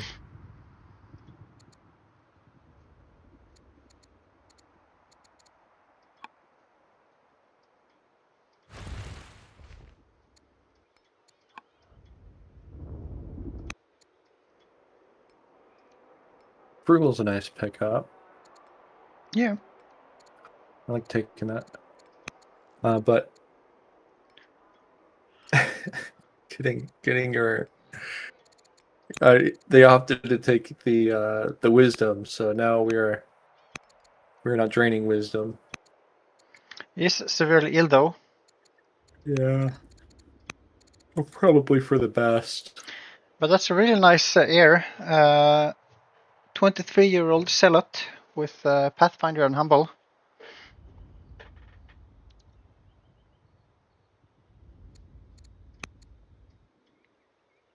Could be rushing out a lot of units with all that training that he has stocked. Oh yeah, yeah. Zealots are very strong.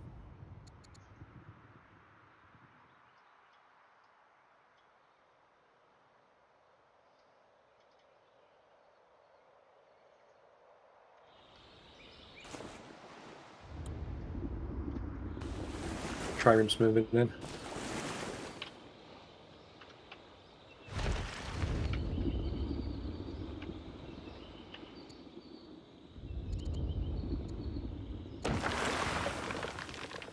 There it goes.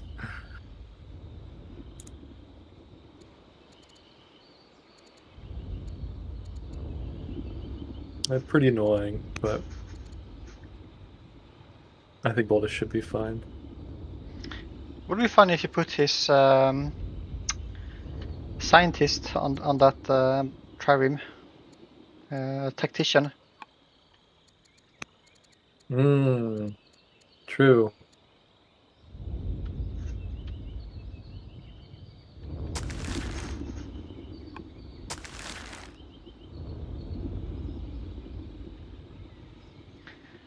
Tactician and then Grappler.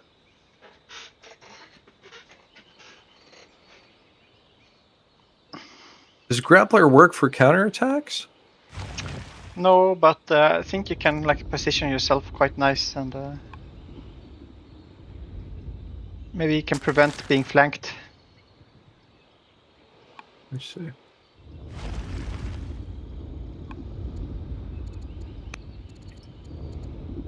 No, I keep doing this to you, but I'm stepping away again.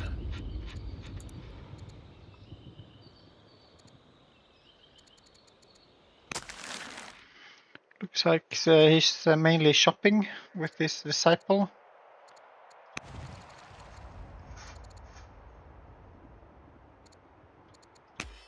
Moving up some units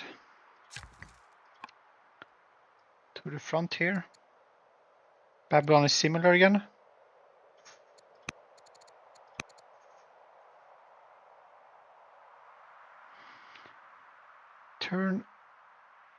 Let's see, when he started, turn 50 was at 420 training, or mean military score. And now, 18 turns later, he's at 1,650, so that's like 1,500 military score. In about 15-20 turns. That's pretty good.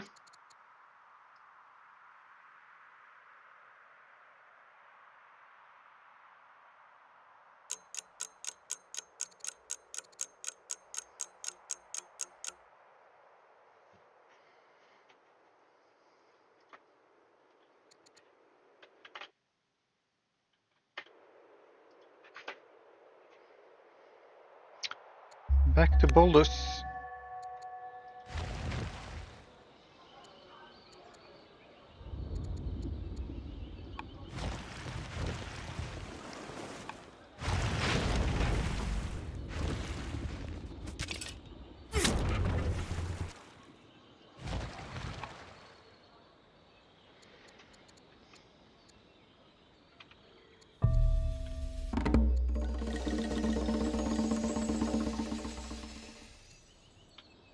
Oh, the son could get a schemer wife. That's nice.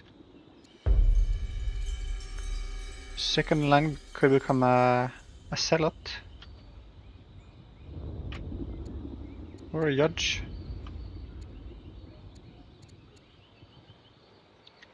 And he no longer has a rising star to worry about.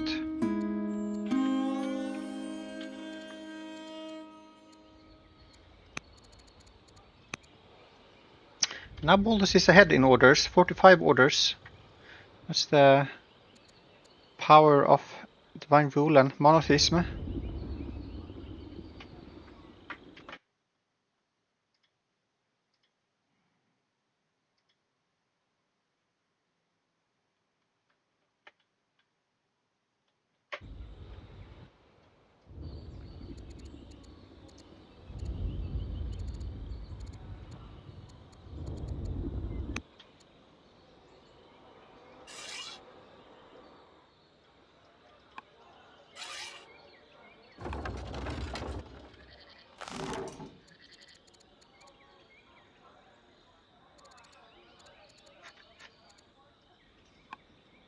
Oh wow, this is so aggressive.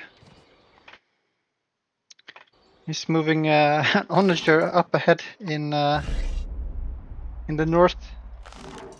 It's like saying to Vova7let, come and get me.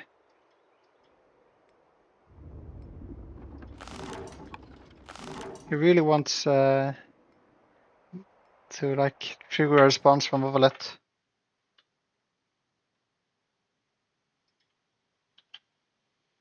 I think you muted yourself, or maybe you said you were going away for a bit.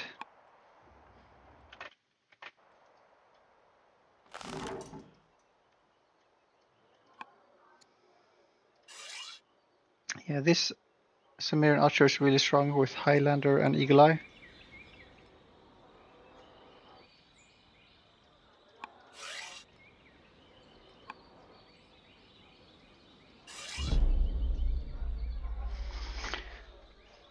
This other one is also strong, also with Highlander. Boldus is bringing the nukes.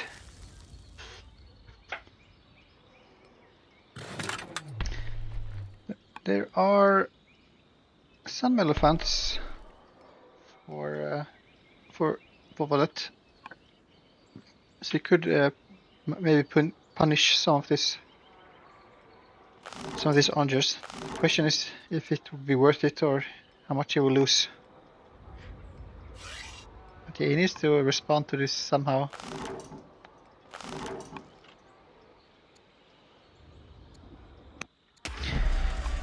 Boldus is probably feeling really strong now, just when he got all of his orders online. He has his 8 strength units. Feels like it's time to go. Not gonna mess around anymore.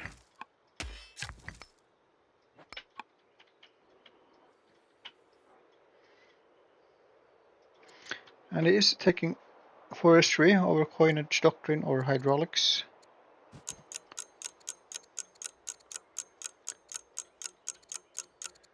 Waiting with some workers now, doing some military moves instead. So yeah, now the action has started. And the Tamil king is doomed. Okay, So I'm back. welcome back. Thank you. I got a popsicle. So we might have a Pathfinder versus Pathfinder action. Yeah, I saw that. The economies will continue growing. But yeah, Boldus Not is if this now. trireme keeps busting it over. You see this move from Boldus with the onagers up here in the north. Oh, okay. What are you doing there? So he's like really saying to Vova7let, like, come on, do something.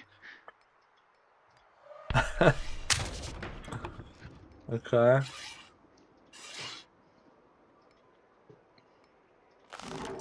What's the slow owners your creep?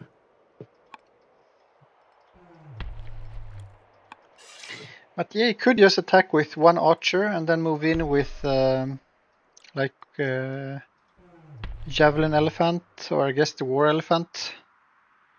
Does 10 damage, so he's killing that onager. And then I don't think the onagers that are there can kill the war elephant back, so then Boldus is the one that needs to like move in with more units. Oh yeah, this works as well, just a chariot. So yeah, Boldus needs a bit more in the area to kill it. Trading a onager for a chariot is a nice trade for Vova7let. But we have to see that Boldus didn't just give up the onager. He gained more ground with his backline of onagers. Yeah, he's making use of his advantage now. And thinking that Vova7let can't. He doesn't want to let him just sit back and build up and get more points. Yeah. It's a good call to put the pressure back on. I'm not sure. This is like the hardest question Scientific keeps like both Scientific and Alcaraz keeps talking about when to attack. Who's gonna attack? Like for so long, I thought that Vova7let would be the one going in, but now I see that maybe it's Boldus actually that feels it's time. Like Vova7let managed to show enough of a points victory threat for Boldus to feel like, yeah, okay, this is my timing. And I mean, Well, maybe it is. I'm not sure, but yeah, it's really hard to make that call. does Vova7let have? No, he's still only up 4 laws.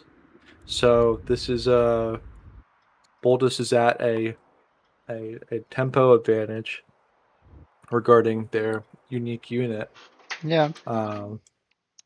Maybe for military production, I think that goes to Vova7let, but I don't know. I don't think Boldus can move further than Madurai. There's just too much forest there. It'll completely halt his army. But if he can push up just enough to apply pressure on this city. Why is it building a farmer though? Anyways, we can move the line up enough, put pressure on the city to get some losses on the Tamil side, then Boldus will have done what he needed or what he wants to do. And kick him back, you know?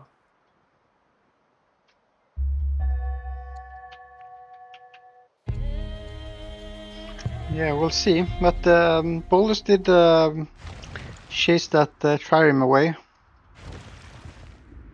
Very good. It's a very, very brave bireme you got. You got Boldus. David and Goliath here.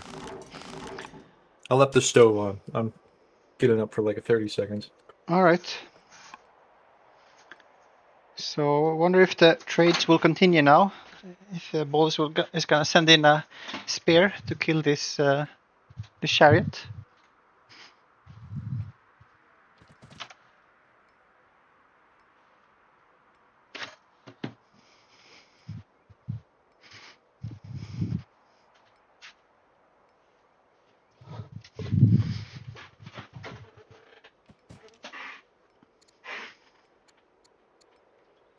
Oh, he's moving in with Khmer and archers. Bam! Killing that really strong archer with Warden. And these archers are a bit difficult to attack because they are protected by these onagers.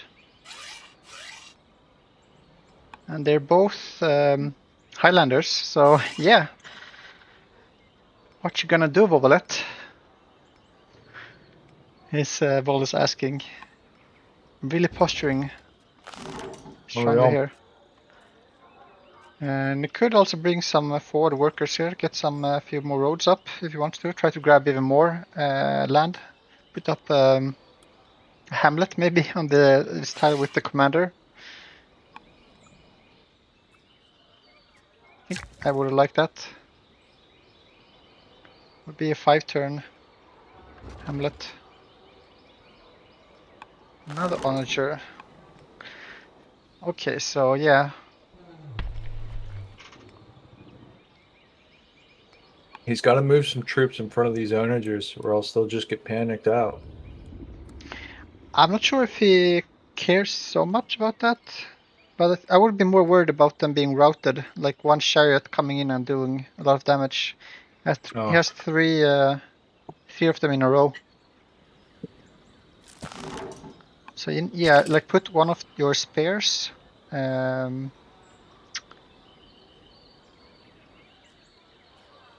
moving some of those spears there to make it more difficult. Mm-hmm. Like one near the coast in front of that coastal onager, and then move up to one on the wine in between. And at least the chariots will have to go from the north. I think that might be a bit more difficult for them because you also have that spear up there.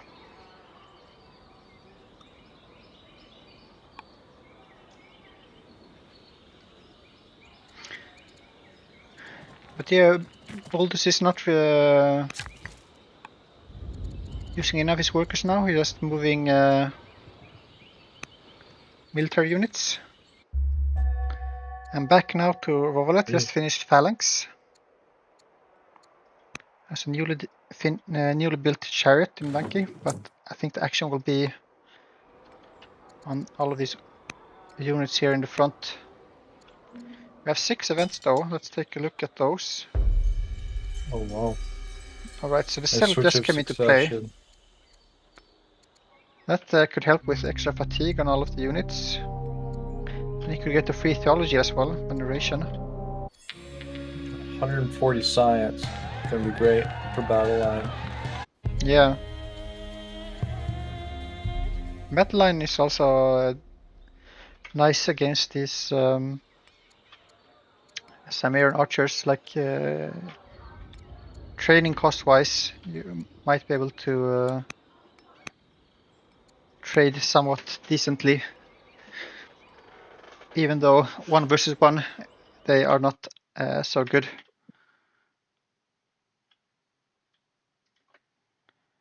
Let's take a look. Actually, let's take Maceman versus.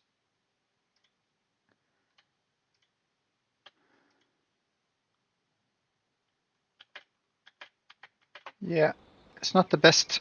5 attacking with Maceman and 8 receiving. But that can change also with promotions and stuff.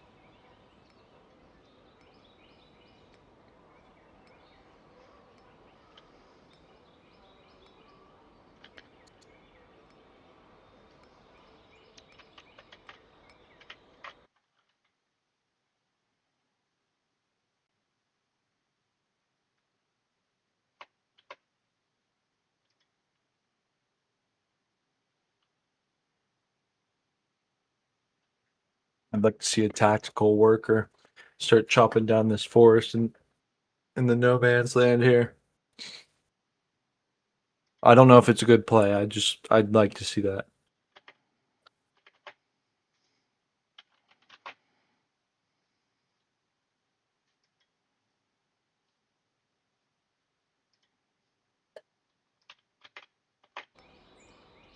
Okay, shield bearer infantry.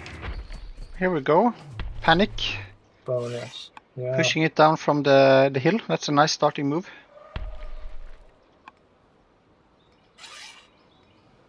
And also isolating the commander.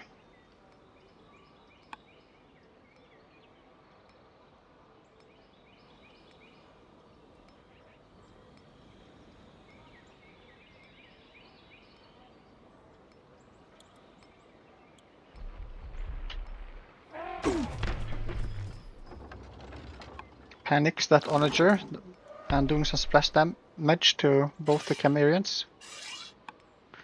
But both. Oh, for the cleave. Yeah, both of these elephants are in range of a lot of these onagers. Yeah, that's 4 onagers that could hit them. We see now the javelin moving in.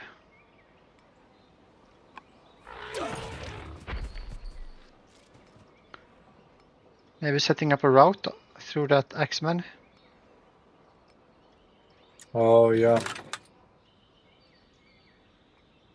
So if you could kill Axeman and maybe 2 onagers. Does not have that many archers though.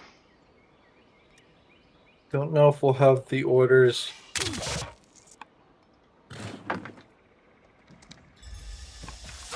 Well, he could buy a lot of orders.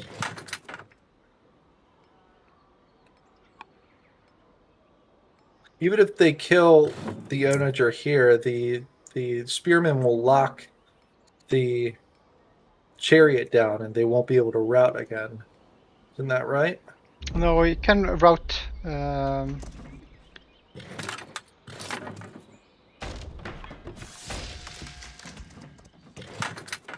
Oh. Yeah, I don't think he saw a path to be able to do more damage. You would need more archers to get some damage on that onager. And I don't think he has enough orders. So he lost a chariot and an archer, and he's going in now with 5 units, killing 2.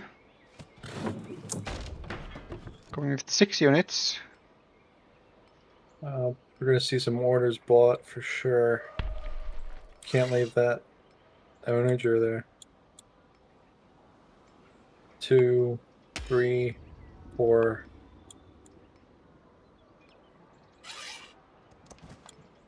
Another chariot.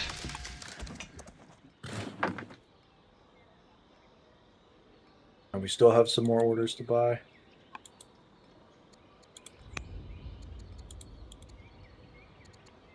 He has 1 chariot left, but that's super far back.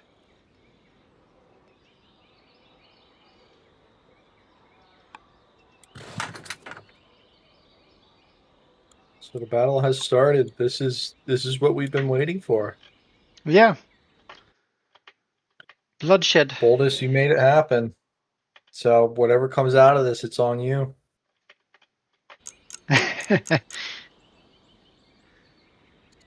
He did some kind of move. Not sure what he was moving.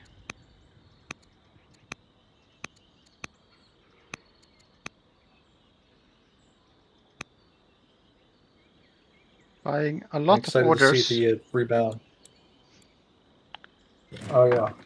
Buying a ton of orders. I think he No has way. bought Are we gonna do? like orders for like 1,000 training this turn. Mm-hmm. Certainly. And we're upgrading and then moving. Don't forget to Okay. use your extension time.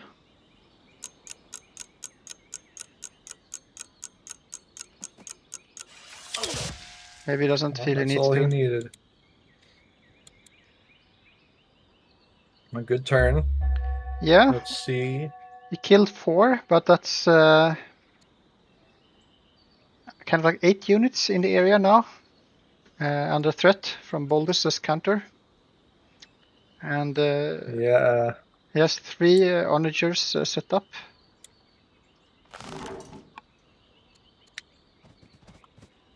He has 1 that isn't unlimbered here.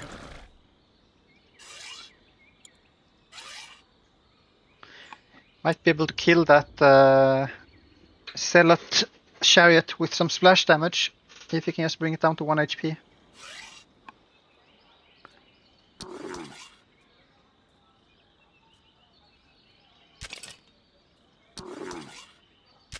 He's calculating.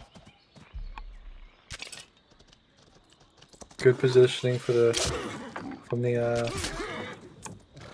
Nice. Oh, great Pierce. So 1 down.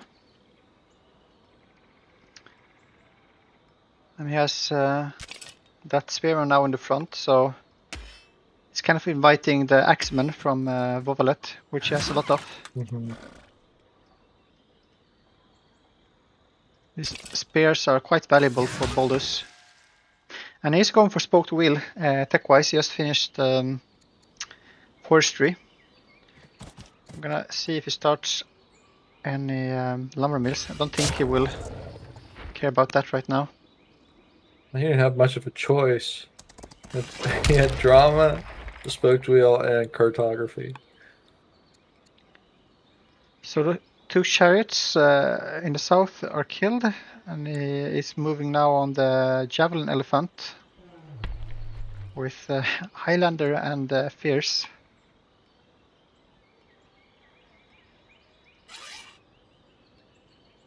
Other attack with Commander Samirian. Might want to move the other one back a bit so you don't risk losing it. The damaged Samirian archer.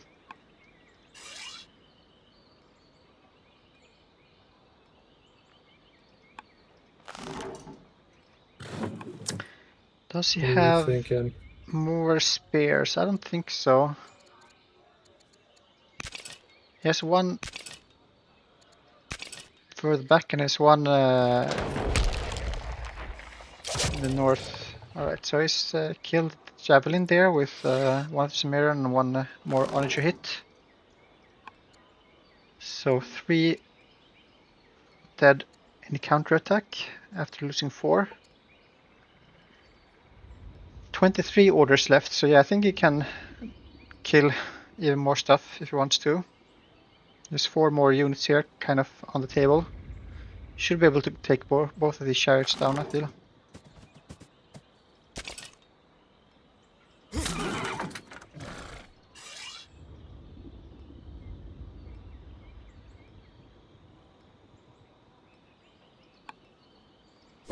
He has some slingers that can help him out.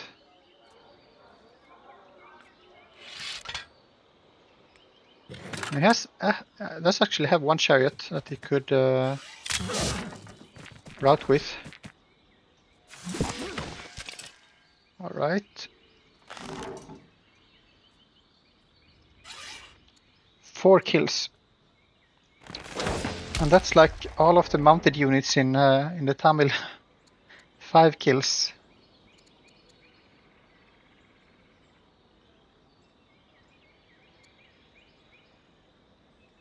I'm gonna take a look at the military graph when we go back to Vova7let's turn. At 15 orders left, he has 1 Senior archer left here in front he can use. 1 unlimbered onager he can put somewhere. Right, that's nice. Retreating with the Very damage good. Samarian.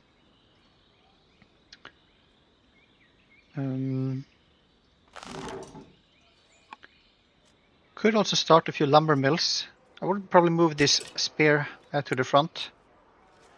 Or maybe just chase this trireme. Trading orders, kind of. Not sure if that's worth it. We're at 6 kills to 4, with Babylon taking the lead on units. Units killed. Yeah. Looking very good for Boldus. I think what I would have done is maybe chase the trireme. And maybe move this onager up to the north on this spot where the scout is, because that would like look at the whole that sea area. But I guess the trireme can just move past it. Yeah, as a zealot, yeah, that's probably a bad move. I think this was better. Yeah, this looks good. Maybe sending that spear up into the front.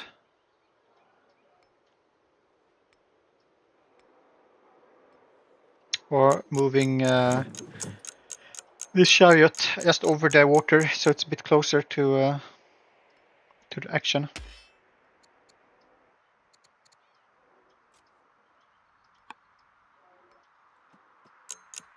Alright, so he's starting some lumber mills with his last moves.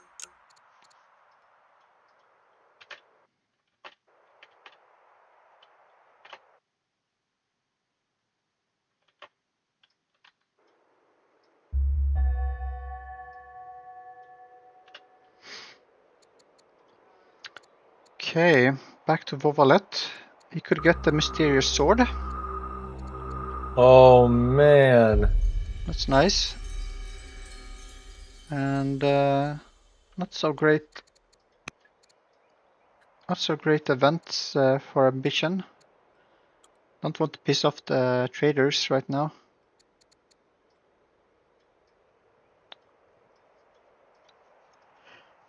But I think he might need to give up this landowner city. Like give up some ground, because I don't think he can fight in this area with all these onagers set up. There's too many units in front, and his other units are a bit too far away.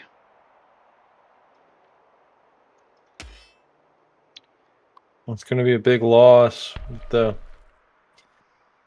what he's already built up there. Stronghold and barracks and a garrison. Yeah, I mean, it's not too much stuff. But yeah, of course it's not nice.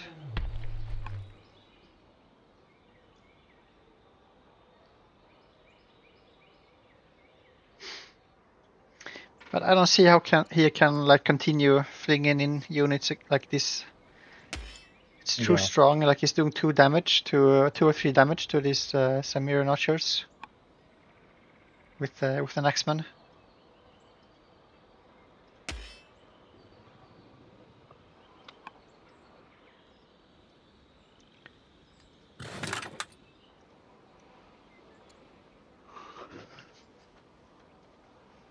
Now, Boldus still has the card available for when he hits legendary to get the 2 extra Sumerians, right? Yeah, he hasn't hit legendary yet. Yeah, that is 2 turns away.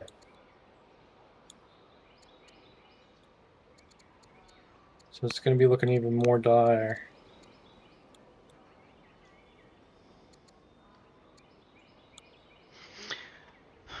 Wonder if maybe Vova7let could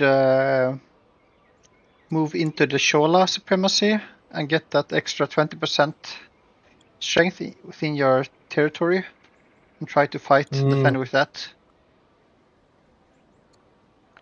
But he has quite a nice leader now with the Boldus with the Mysterious Sword.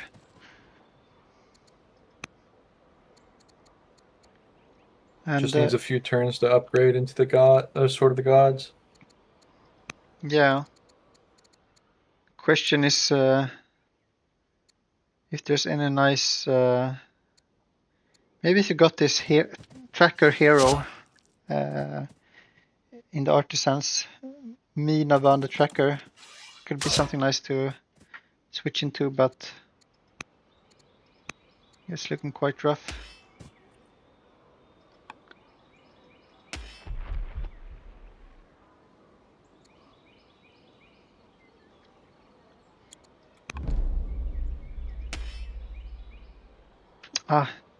One damage away from killing this spear. Guess you can move an archer.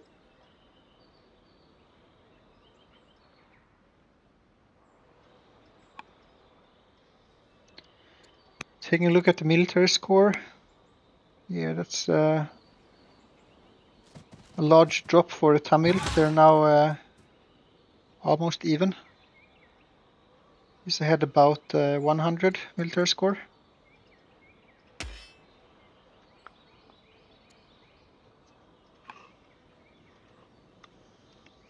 But I feel like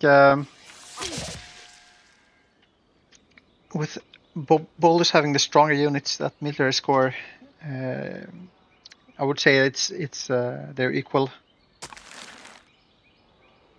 Oh yeah. Vova7let might have more unit strength, like in total, but having it concentrated to a few units is worth more.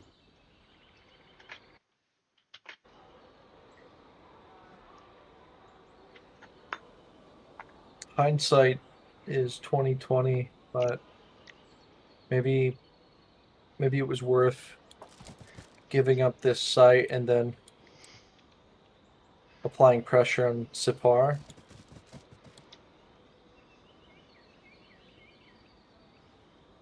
Yeah, so maybe. That Boldus's spear point isn't so sharp.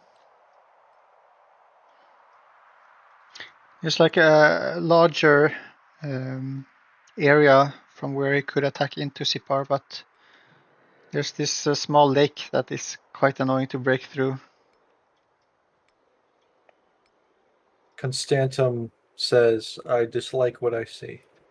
That looks like my memes for the Vova's victory would not be needed." I'm not sure I understand. Sounds like he has some memes prepared for if Vova would win. Oh, I see.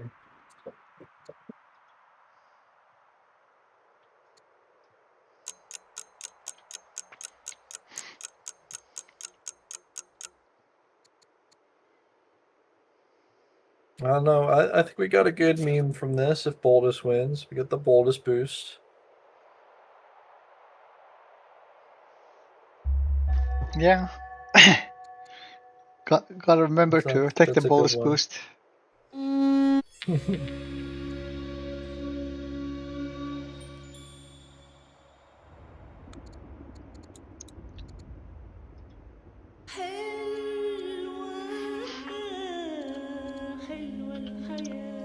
Right, let's keep an eye on the front. Not any super interesting events in my opinion. We finished an onager, an apprentice officer, and completed an ambition. That's nice, helping with the legitimacy.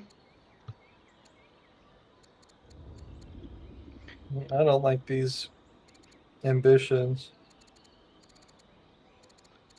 He's building a lumber mill and a courthouse. So maybe he will start doing some decrease if he wants to from the capital. That would be It's good. legendary in 1 turn and has a lot of stone and stuff, so he could start a Colosseum.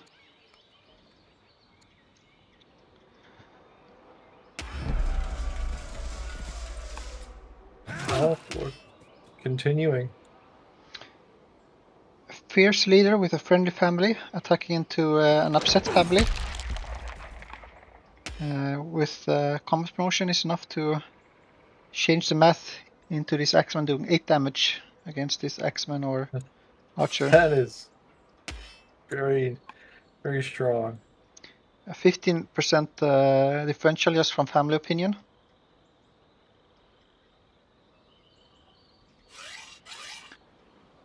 And we see this Highlander Eagle Eye Chimera Archer could launch an 8 damage attack into the city, or instead he attacked the Just Spearman, I think. completely wipe Wow, this is a nice route. for a route. Really strong play here from Boldus. Wow. Just a little bit more damage.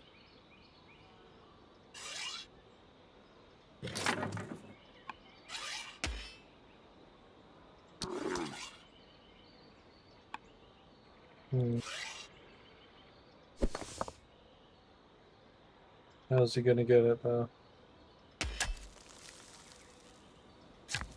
Nice building a pillar edict along the coast here. Yeah, that's exactly what he needs to do to get those borders capturing the whole coast. I think you could move in with a camel. Oh, okay, that's also a way to do it. Nice. 3 more kills for Boldus. And now he moves in with some very onagers. aggressive. Here I would have liked a forward worker to help a bit, like at least one more road on that hill east of the shrine, within your borders. Mm-hmm. It's going to help a lot with all of these moves, because these are not the only units that will walk along these hexes. Boldus is saying, "This is my city. Thank you for building it." Yeah.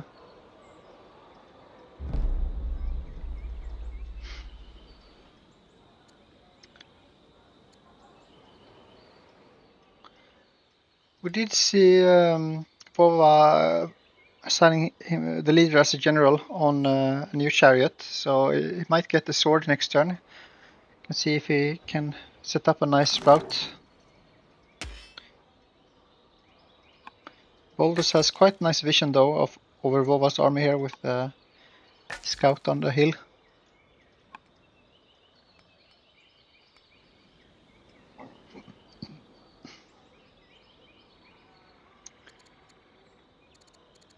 We see another lumber mill being started. Some more lumber mills. Yeah, that negative 49 per turn with it costing 12. That's taken 500 gold away.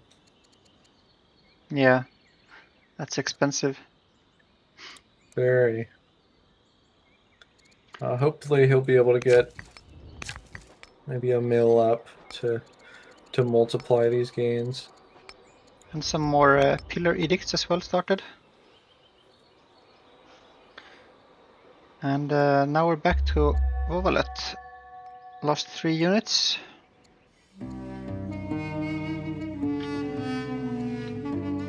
And he can upgrade his Chancellor. Did not get the Mysterious Sword upgrade. Wonder if he'll want to try and continue fighting in these woods.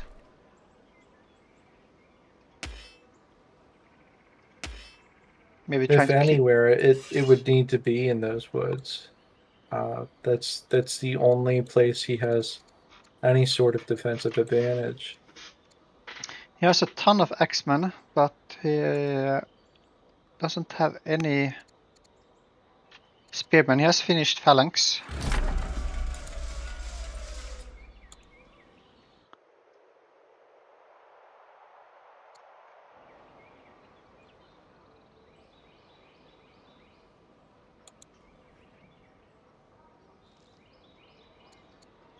That's hard to see. Two training off from being able to promote your leader's unit another time. Yeah, I'm not sure if that is what he's looking for. He's building some more javelin elephants and chariots. I'd like to see some spear mixed in as well.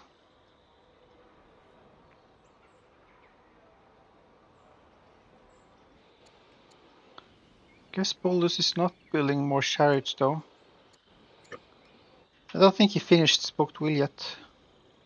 So I think this is the sovereignty chariot that we got from the bonus card. Constantly saying Boldus pillar for Boldus boost. Boldus pillar for Boldus boost. Unfortunately, it's the unlucky tribal invasions offsetting your karma for the latter half of the game. That is the Boldus boost. This is interesting. Seems like he is going in with attacking some of these units here in the front. Okay.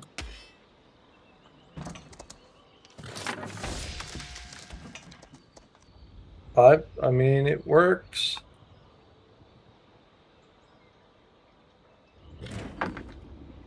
I'm not sure about this. It feels like Maybe he he's just saw thinking, what happened last time he did this. yeah. Like he went He in could be with. thinking, like when they're out of position, moving forward, that is the time to take as many as you can and then outproduce your opponent. Yeah, maybe. I feel like we just saw him like move in with a bunch of units, killing some managers and stuff, and then just losing all of them. And I don't think. I think Boldus can do kind of the same thing again.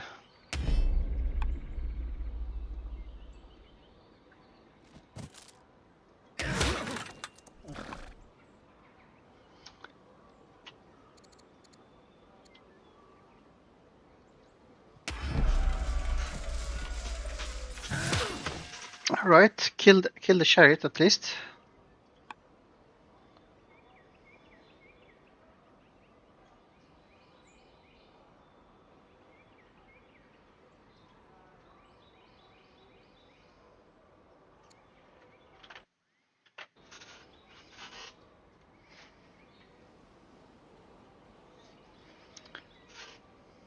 "12 orders left. I feel it's difficult to advance.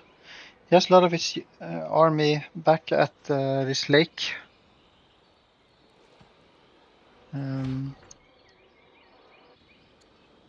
So it costs some orders to move them up to the front. I think it looks like he's gonna try and take this other onager as well. I think he will. An elephant and an archer will be enough for an axeman. Oh, you know, an elephant and a trireme even. Yeah, but he can't hit with the trireme. Well, if it's panicked, it'll move to the coastline. Right.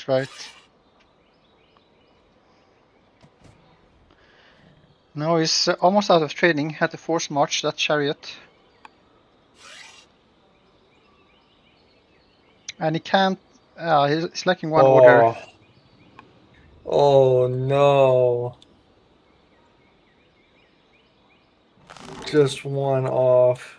Yeah, that's always annoying. Miscounted.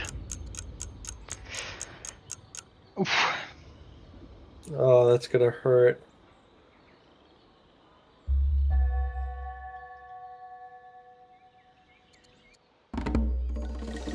We hit legendary in Babylon. Very cool. And we could get a court soldier if you want from the exploration. And we see that nuke hitting for 28 damage. Boom. 15.8 attack. Getting 15% from Horsebane, Highlander, adjacent Samarian 20%, 10 from Bloodthirsty and Friendly Family, and then an extra 8 from the General. That's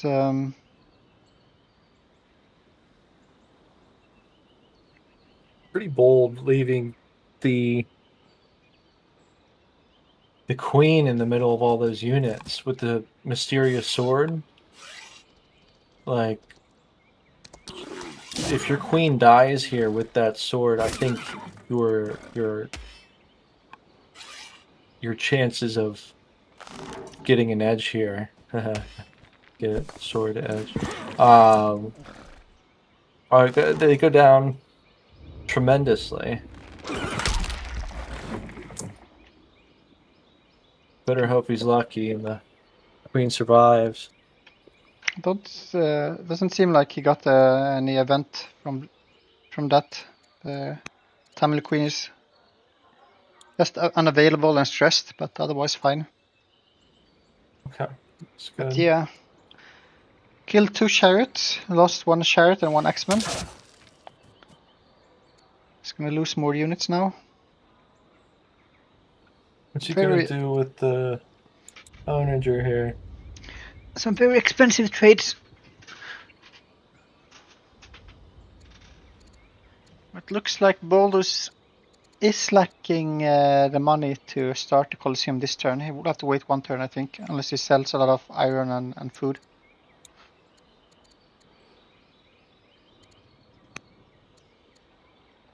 I suppose that's what it's there for. What else do you need it for? But yeah, he's probably killing these 3 units as well. Yeah, that's 3 kills. That's the last chariot, I think, for Tamil right now.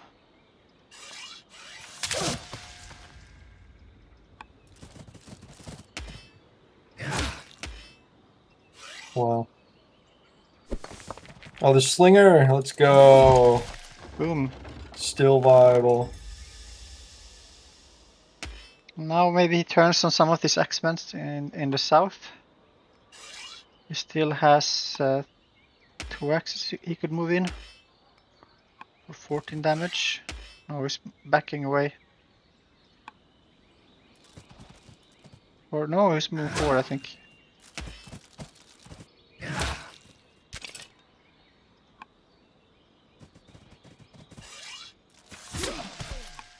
Okay.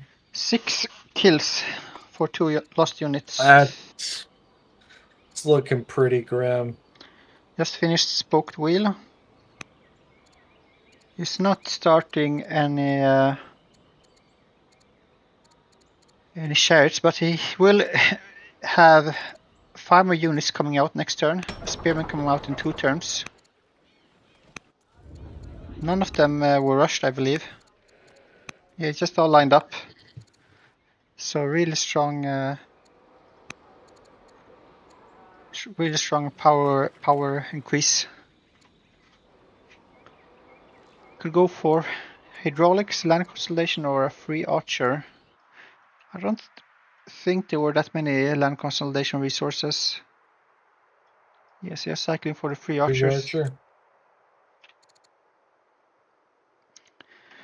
Maybe moving towards those free Samarian archers, or maybe we'll start on battle line. Oh, true. It's a great way to cycle. Back to Tamil now. Now we could get the Sword of the Gods. There we go.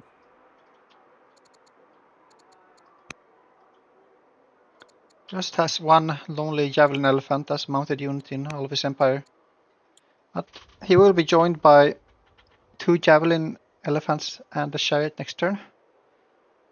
2 chariots next turn, so they are both players getting a lot more military soon.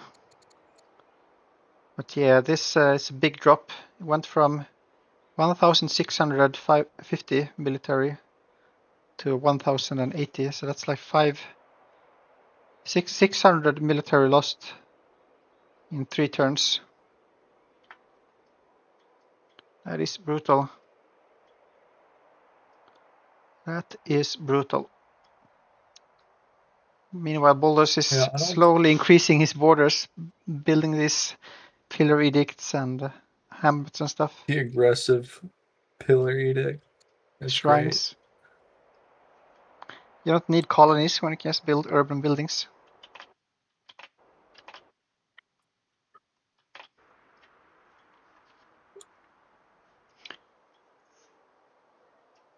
I don't see a way through this green wave up north.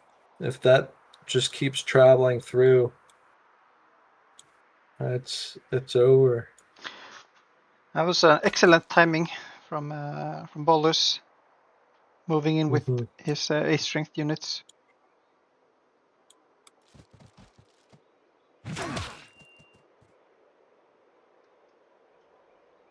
Looks like Vova7let is trying to do what he can, attacking from this southern flank. Maybe There's he a can lot get of the kill. axemen that he has. Just throwing the cannon fodder.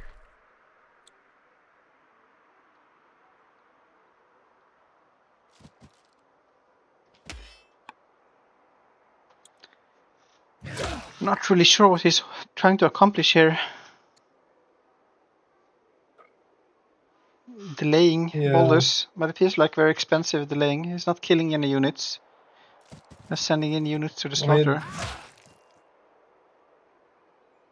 What would you do? Would you pull back all your forces and consolidate, or hold them at the front lines to wait for battle line to come online?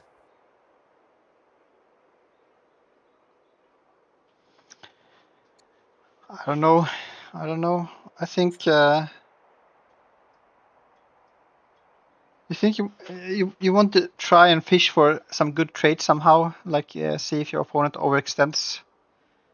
And right now, you're attacking into onagers that are set up into like shorter supply lines for Boldus. You're close to his cities.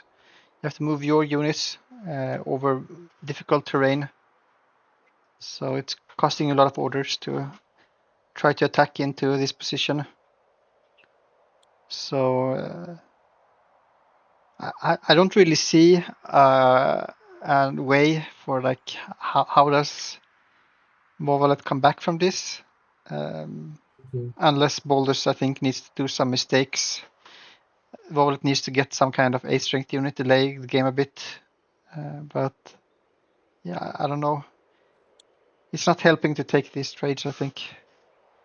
Like you're almost killing 1 unit. Does he even have more archers? Yes, 1 more archer he could send in, but he's like plinking this axeman for 2 damage.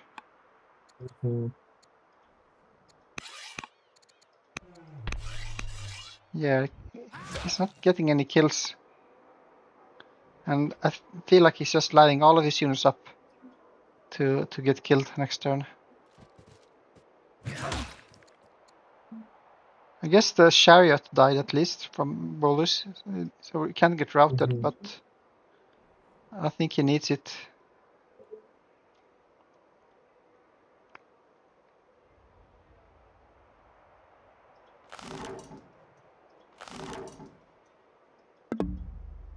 There's 2 onagers that can fire. You have all these Samirians that will rain down arrows on this poor axeman. And you're not even getting a kill for it.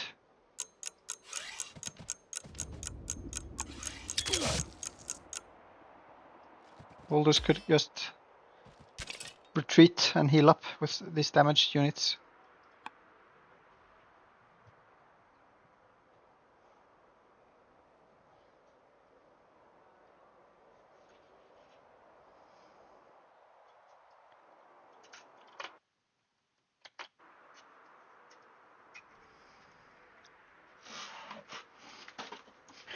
I will just take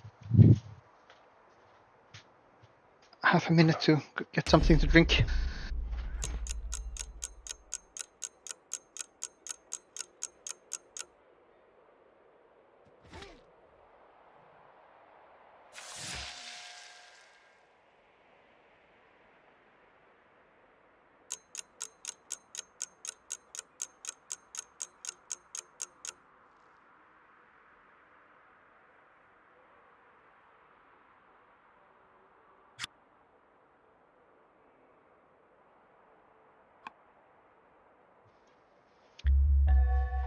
Don't kill civilians.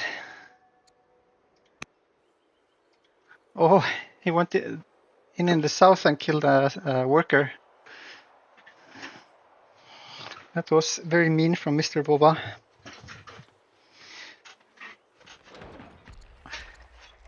Let's see. I think Boldus will be even meaner now.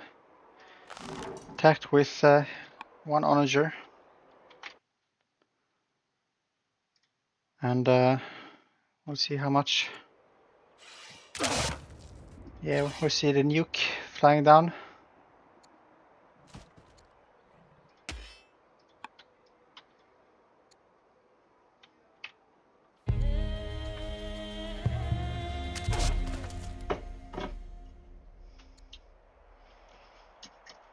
Kill one X-Men.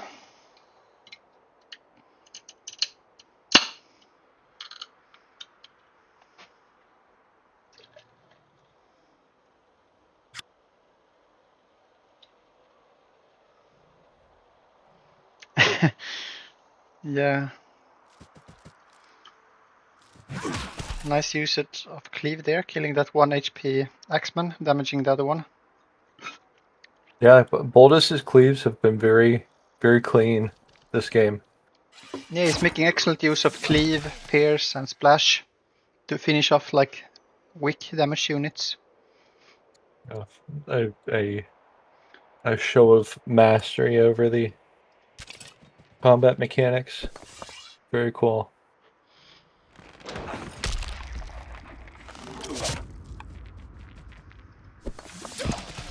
And with the slinger, always here to finish the job. That's right. I've always said that.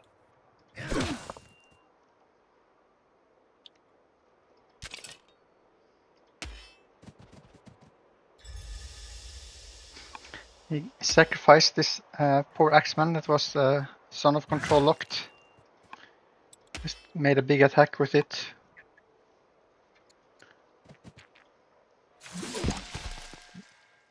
I don't know about sacrifice. He's still got 17 orders. Those guys could disappear. But he's running out of units in the front. He has one spear that hasn't attacked. I think he's moving in the south now. With Sumerian yes. and I missed that. 2 Sumerians and an Acadian. Up to minus 74 wood per turn now. But he has 2 lumber mills. Really hanging on to that ballista there, though. Yeah. I feel like we could have taken that and made short work of these axemen.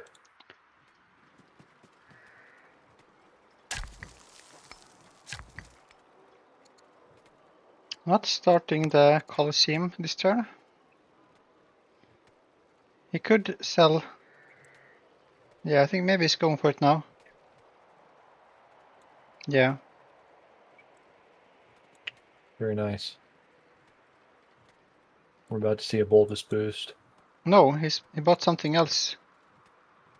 Oh? He started a spearman, maybe? No. Did he rush something? He's selling more food. Buying iron? No, he's selling iron as well. I thought I just saw it jump from 6 to 7. He may have hit the wrong... I gotta go back on the stream.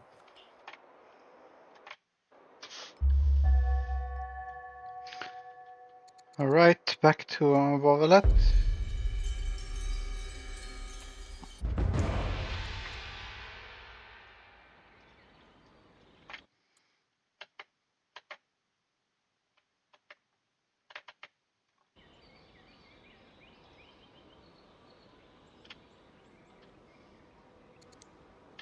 You're right. He was selling off iron. Probably just buying wood. Mm.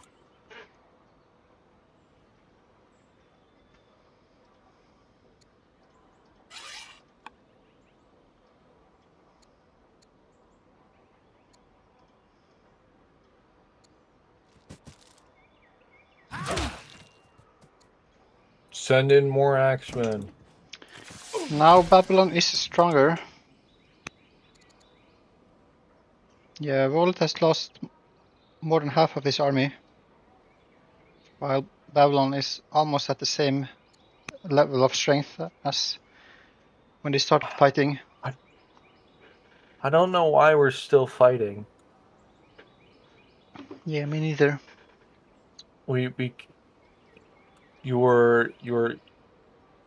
You have your units in the forest here, which is good, but you're also bringing out, like, any unit you send in there to do any sort of damage is going to be gone if it's not in a forest or in urban.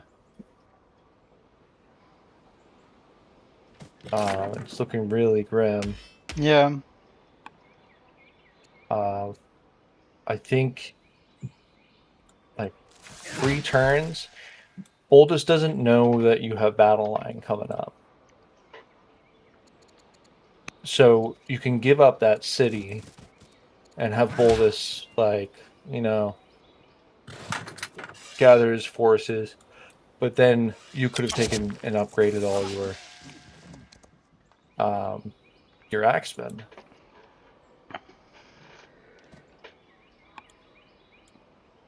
But who knows? We will see in 3 turns if your military production is strong enough to just start pumping axemen. I mean, even with Maceman, he has some axes he could upgrade, but That's what I meant. Yes, the macemen. feels like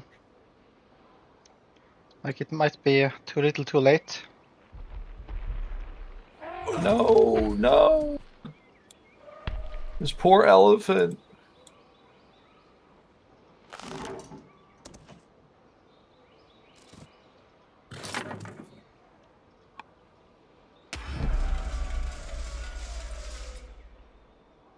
There has to be something like this. This is too desperate. It might just be like he feels like this game is lost, like fighting it out.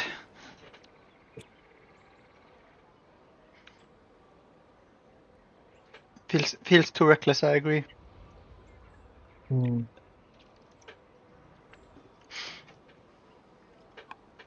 But it's I don't. Go ahead. I was saying it's fun to see some fighting, but it feels a bit weird when it's like he's kind of just throwing his units away, I feel. Yeah, absolutely. There's no shame in letting a city go and pulling back. Yeah. building up your defenses, building forts, staying in the tree line. Like, you are looking at a formidable army, but you already had one. You had the numbers.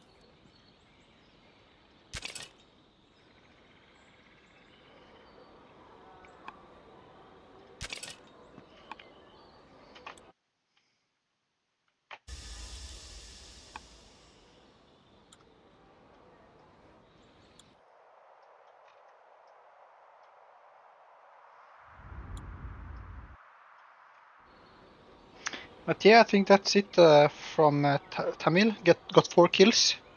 Retreated in the south. Mm-hmm. And I think he might risk losing more than 4 units on the counterattack now.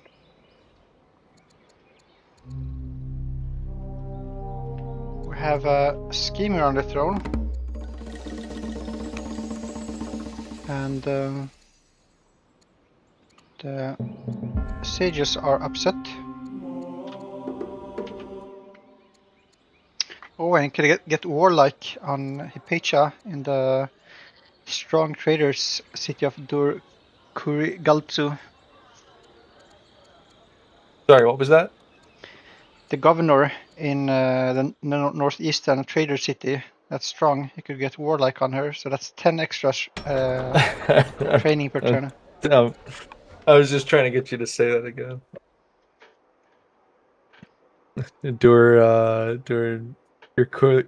I can't even do it. Kurigaizu.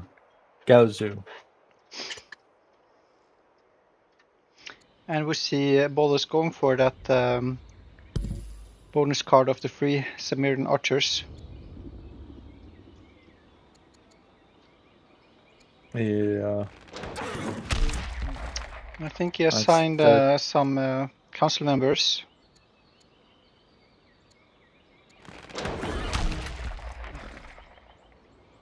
Attacking with his archer here.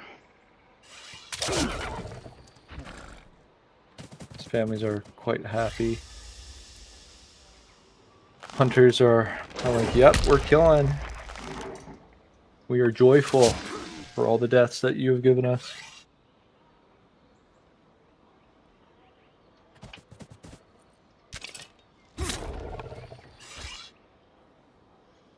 It's looking pretty messy, but the onagers, I feel, are going to. They're what's keeping everything in Boldus's favor. He's got them set up in strategic positions to where even if his units are very low, he's going to take the advantage.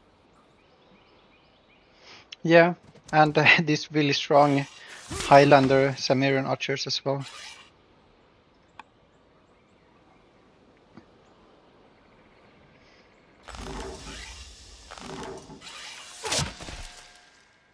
Oh, that's 5 kills.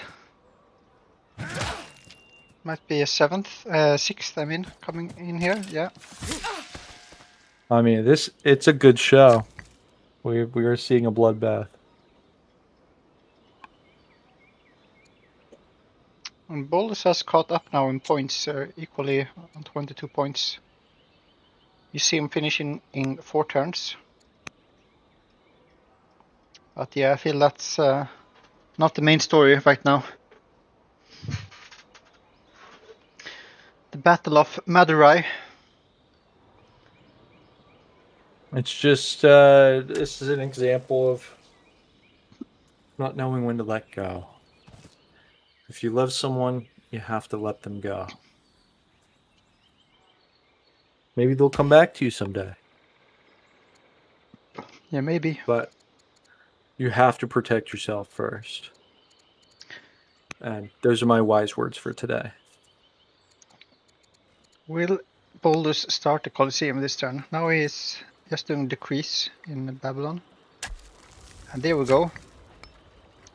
16 turns. Turn 80. 90 Colosseum on its way. Max would like to see the military graph. can pull that up. Yeah.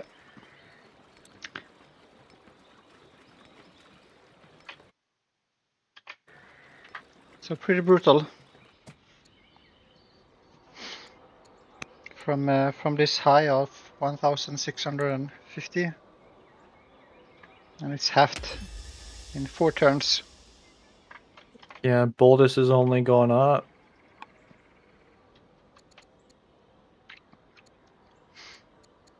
But Boldus is spending almost 1,000 gold per turn buying wood now.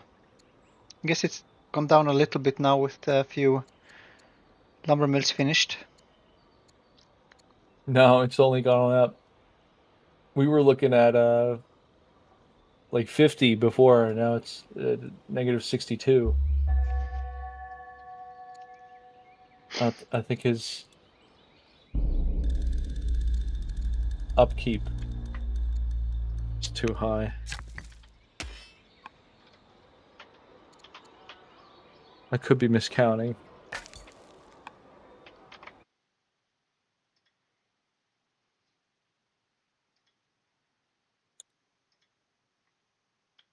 Oh no, what was that?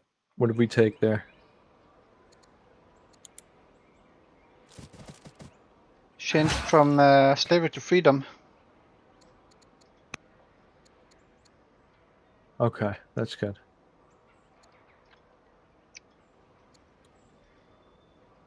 The last thing we needed was a rebel king.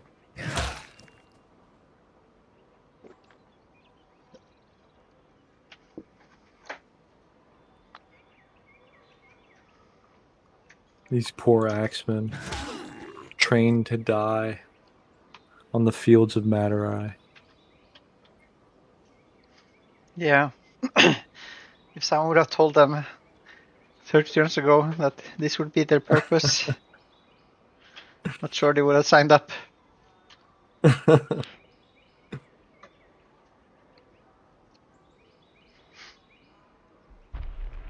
What?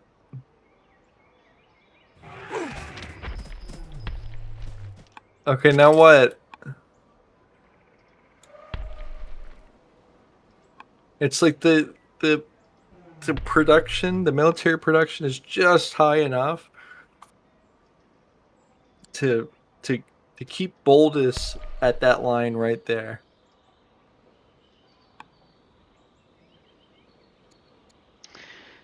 But I don't know. Vova7let isn't even getting any kills. He is just sending in units to die. I don't understand it. Now we might get 1 kill on this poor axeman, the cannon fodder of this game.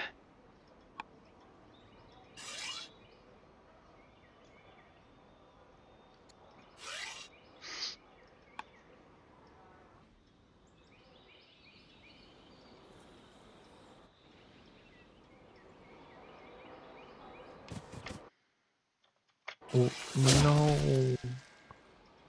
No, now your archer's in open ground.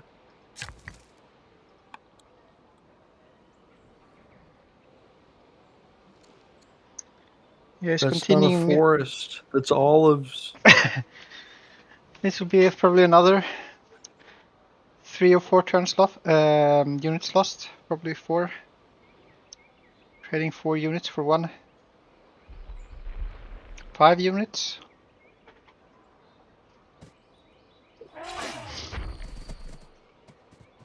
What's happening?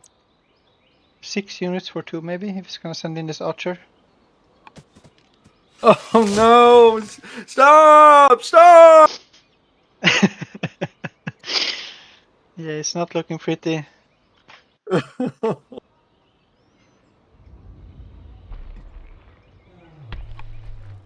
The bloody fields of Madurai. Our elephant breeding program is going very well.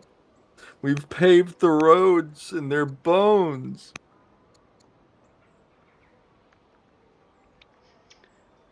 Another 2 javelin archers coming out in 2 turns. Fresh for the slaughter. Moly.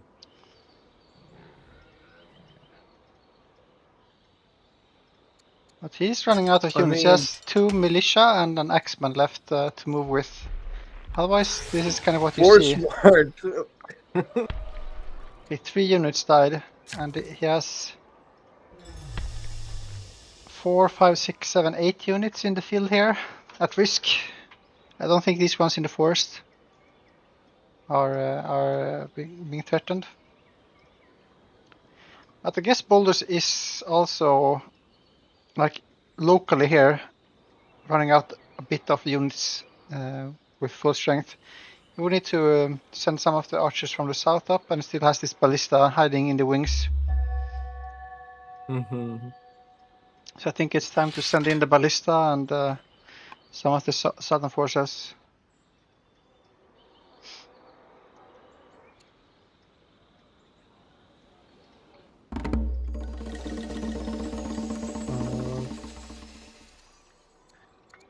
King Emil Marduk becomes robust.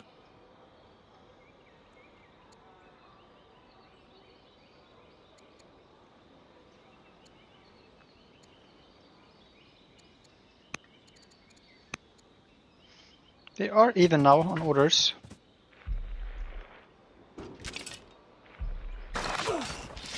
Yeah, there we go. Good.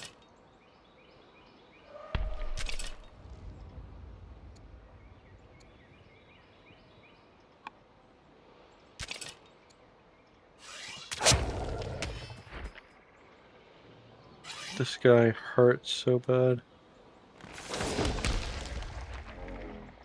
Boom.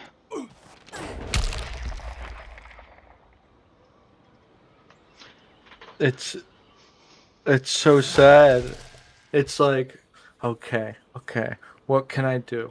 This is the battlefield. I'm gonna throw my axemen in. I'm gonna throw my elephants in, and I'm gonna force march them all. And I'm gonna take my archers. I'm gonna push them in. I'm gonna get this kill, and it takes 8 minutes. And here, Boldus has already cleared the battlefield. Yeah, it's not a fair fight.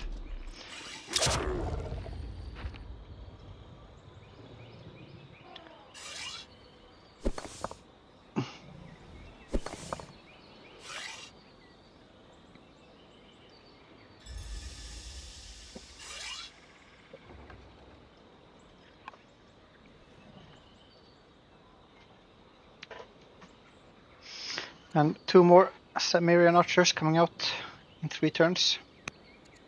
Well, for what it's worth, Vova7let will have the Mace Men, I think, next turn.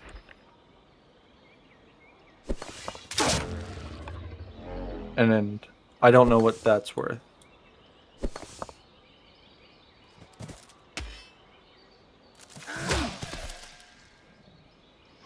Six kills for Boldus.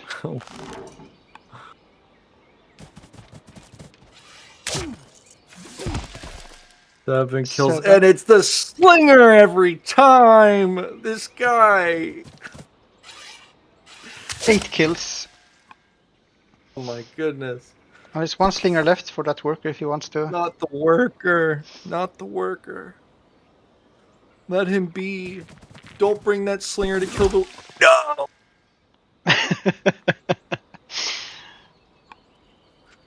No mercy. He's already dead! Leave him be! No mercy. Boldus has spearmen and axemen up in Kish that he could send forwards, and axemen in Borsippa. I think I would like to see him start on some more lumber mills.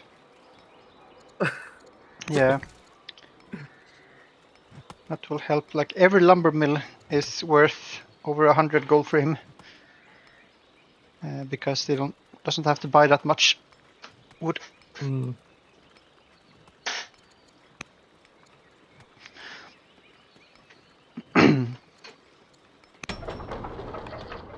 Alright, what do we have left? Send in the workers! Upgrade them to militia! Let's go! Boldus is now much stronger. Taking a look at the military graph. We're down to 400, so Boldus has over 3 times as much military strength. The hovering over the units attacked is taking up my entire screen. Yeah, it's not pretty. Yeah, GG. Oh, GG. That was a very fun last battle.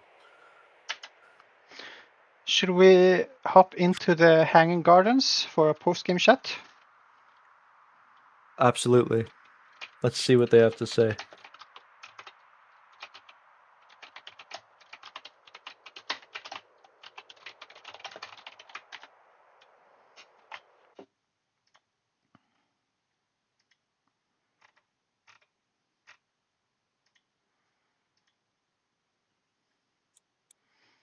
Hello. Hello again.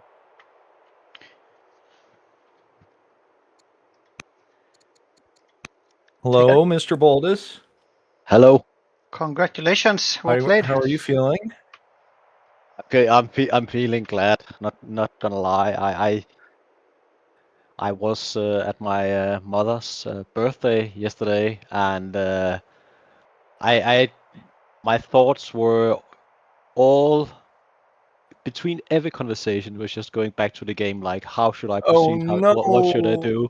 I Oh, my could hold it guy. back, but I'm really glad I didn't have to have that feeling for another week. I glad we could finish this in this session. Yeah, But and but you I was finished it. present. Yeah, but You I was finished present, it. and it was a fun game. I got scared when he got both cities in the middle. The tribal invasion and me not really doing that. Mm. That Oh, we that call got that me the boldest concerned. boost. I'm glad it got a name already. That's pretty cool. But I was so order starved in the beginning. All my tribals were not giving me any legitimacy, and I found myself with surprising not a lot of orders as Babylon. So who would have thought? And my tech choices were a bit iffy. I never got stone cutting for like a million years. Mm-hmm. Even though I think it was the first tech I teched like 3 turns into, and then I switched, which was fun.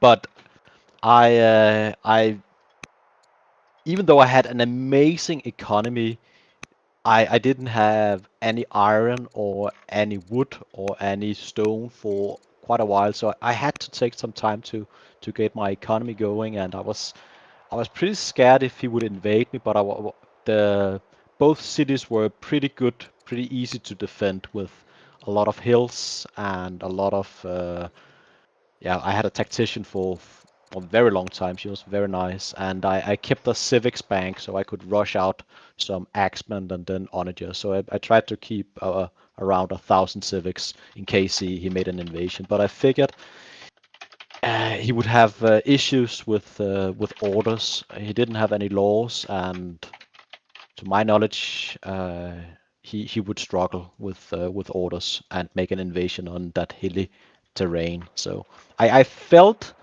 sort of safe, even though I may have been limited in my army. So yeah. Yeah, your defensive position was extremely Hello. tight. Hello, Hello, Vova7let. Vova.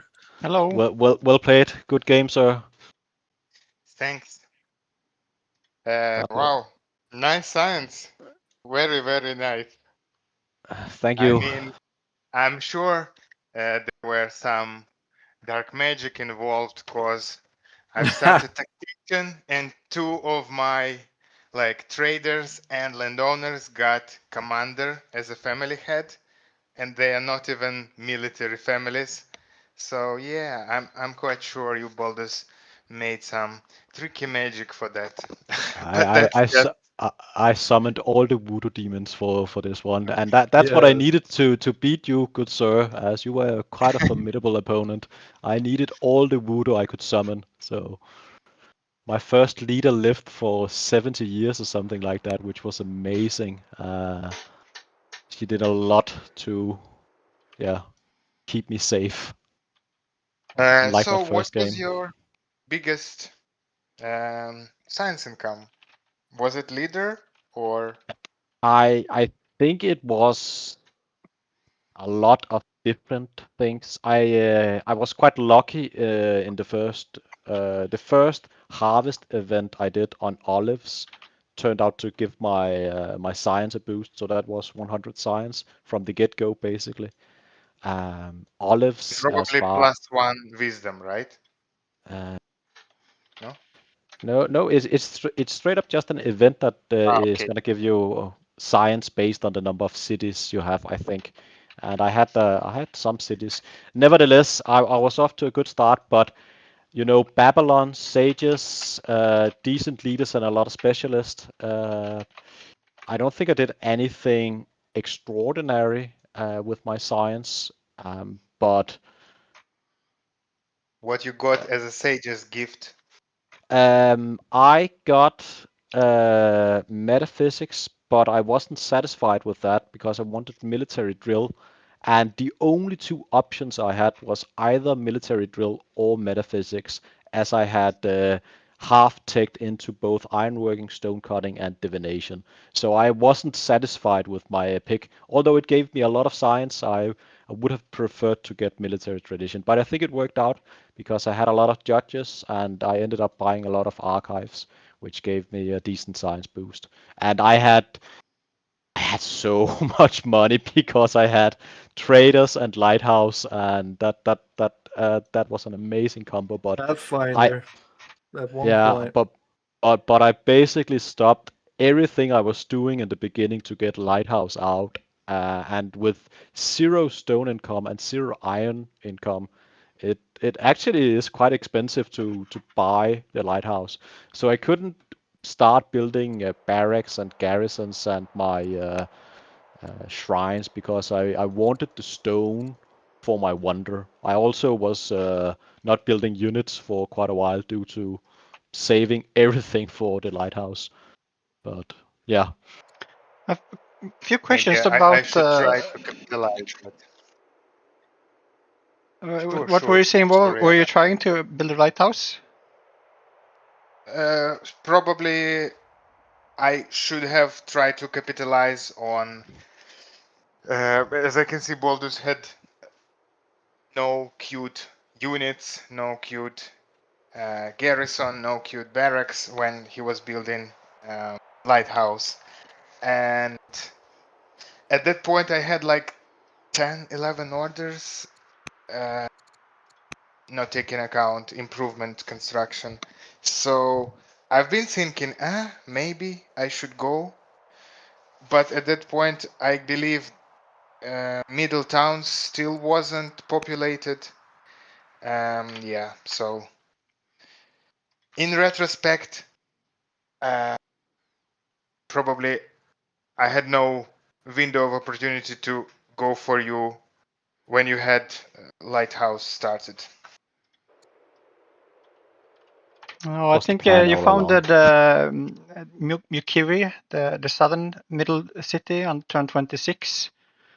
And then I'm not sure it was fit later. You founded the last one, turn 37, maybe. Okay.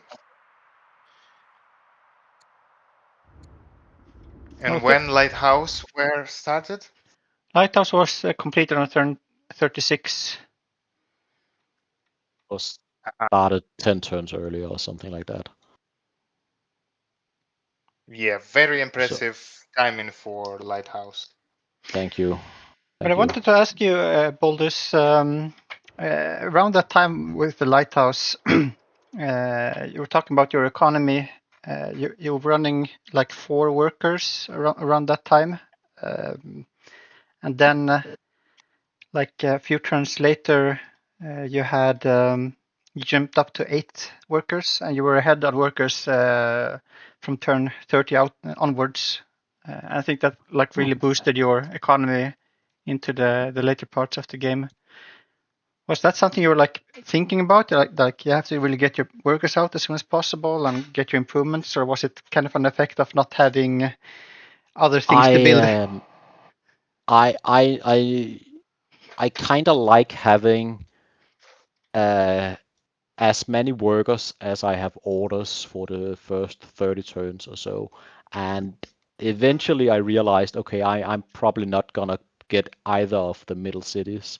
However, my two cities are pretty easy to defend. It's gonna be rough to move in on the hills with the orders we had at the time, and I had a tactician still going that could most likely stand in the city, sniper unit each turn. So I felt quite comfortable, and if I'm in a position where I feel quite comfortable, I'd like to get 2 workers per city or something to that extent. And that is the window in the beginning. The main limiting factor is having the orders to get them to do stuff. And I struggled with that for a bit. And the next thing is if the opponent is gonna invade you, you're gonna die. But yeah, given the terrain, I felt pretty safe. And yeah, I had the Civics Bank going for most of the game, so I could rush a few units if it seemed necessary.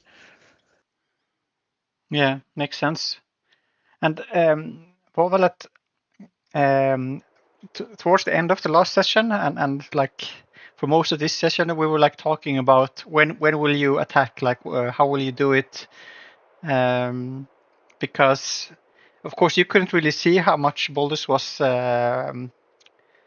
running ahead with science and also with the economy after the lighthouse got online. But from like turn 40, 50, it was looking like more and more that Boldus was getting more and more ahead. And it seemed like you were getting those axemen and archers and building a road network and chariots. Like, what timing were you I looking was for? hoping.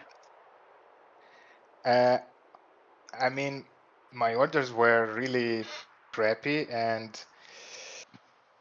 I started to fix it by the end of the war when I've surrendered, because my Judaism. I mean, this whole Judaism scene was unexpected for me. I was just building ranchers because I wanted one training and half of an order and stuff like that, and then bam, you have Judaism now. One of your family converted. Have fun, and it felt like with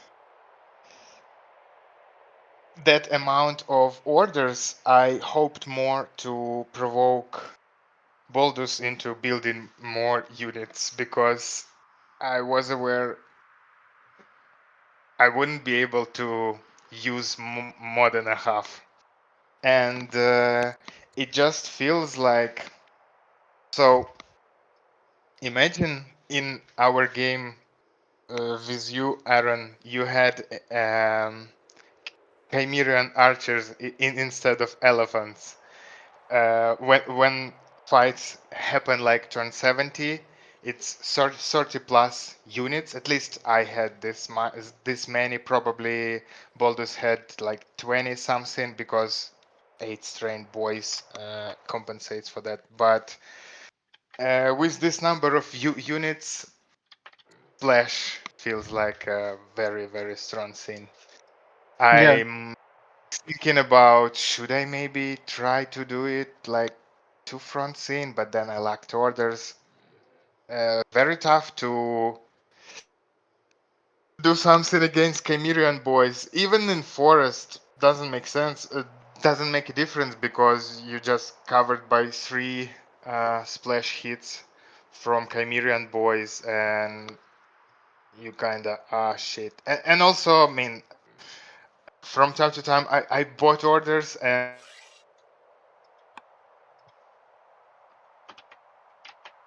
I think you got Did I cut off. cut out or Yeah, But are you there? yeah? Vova7let? I think something happened with Vova7let. But yeah, I mean, talking about the orders, it was never really a good opportunity. Maybe like right around turn 60, because like 5 turns later, you were even again, and turn 70, like you had jumped out ahead with Monotheism and Divine Rule, Boldus. Yeah. So I think the only opportunity was maybe like before you got those 7 laws and all those orders into play. Yeah, but he had to attack into Onagers already being sieged and Hilst. It would have been not easy. Yeah. But maybe, yeah. I mean, I'm not saying like that was a big opportunity. It's just like it felt like the game was getting further and further away every turn. Yeah. I have underestimated how strong Lighthouse is, and you also had Pathfinder leader and Lighthouse and Pathfinder. That's like 200, and like with Trader is 300. Yeah. Yeah, it was a lot. I don't think it was quite that crazy, but it was a lot. 88 growth in the capital at one point. Yeah, which is kind of crazy. I'm almost sad I didn't get to finish Colosseum with all the training I would have gotten. That would have been pretty insane. But yeah. So that has been wild. Well, I have a question. Why was the Kothon a grab for you, Vova7let? I felt that museum is a bit boring. I felt okay, maybe I try cotton. It was a bad decision. I should go from museum. That's for sure. I was considering going for museum, but I figured I'm probably gonna have a timing window, and I didn't really think the museum would aid me that much because it would take quite a while to get it and save up the resources for it. And yeah, I kinda figured eventually, okay, I'm gonna have some sort of timing around 7 laws, and to make the most of it, I didn't really need museum. So to some extent, it was a bit like. Sorry? Have you had lumber mills? No, only recently I have like 3 lumber mills. But I did send a work or 2 out when I got my leader swapped to get to the cognomen, the resourceful. Yeah. So I did chop a lot of forest and I bought a lot of wood. I was buying stuff with all my lighthouse money. Yeah. So Because like 1,000 money per turn at the end. yeah, which is Yeah, that felt even worse for me because I was in need of wood also, and I was like, crap, it's like too expensive. yeah. That's I a thought you side. were going to build on the build all these farms on the marshes to make up for it. But I suppose you chose chops were a better option. I got really concerned at some point, Vova7let, because I saw you building an improvement on top of the incense and you had a war elephant. So I figured, oh, he just went towards the middle of the tech tree and got land consolidation, so he's gonna have a lot of. It took quite a while for me to realize you didn't have land consolidation. but Yeah. but I had a good 10 turns where I was like, and I actually going into this session, I thought you had land consolidation. I realized it in the beginning of this session with the worker up top building. I think that may yeah.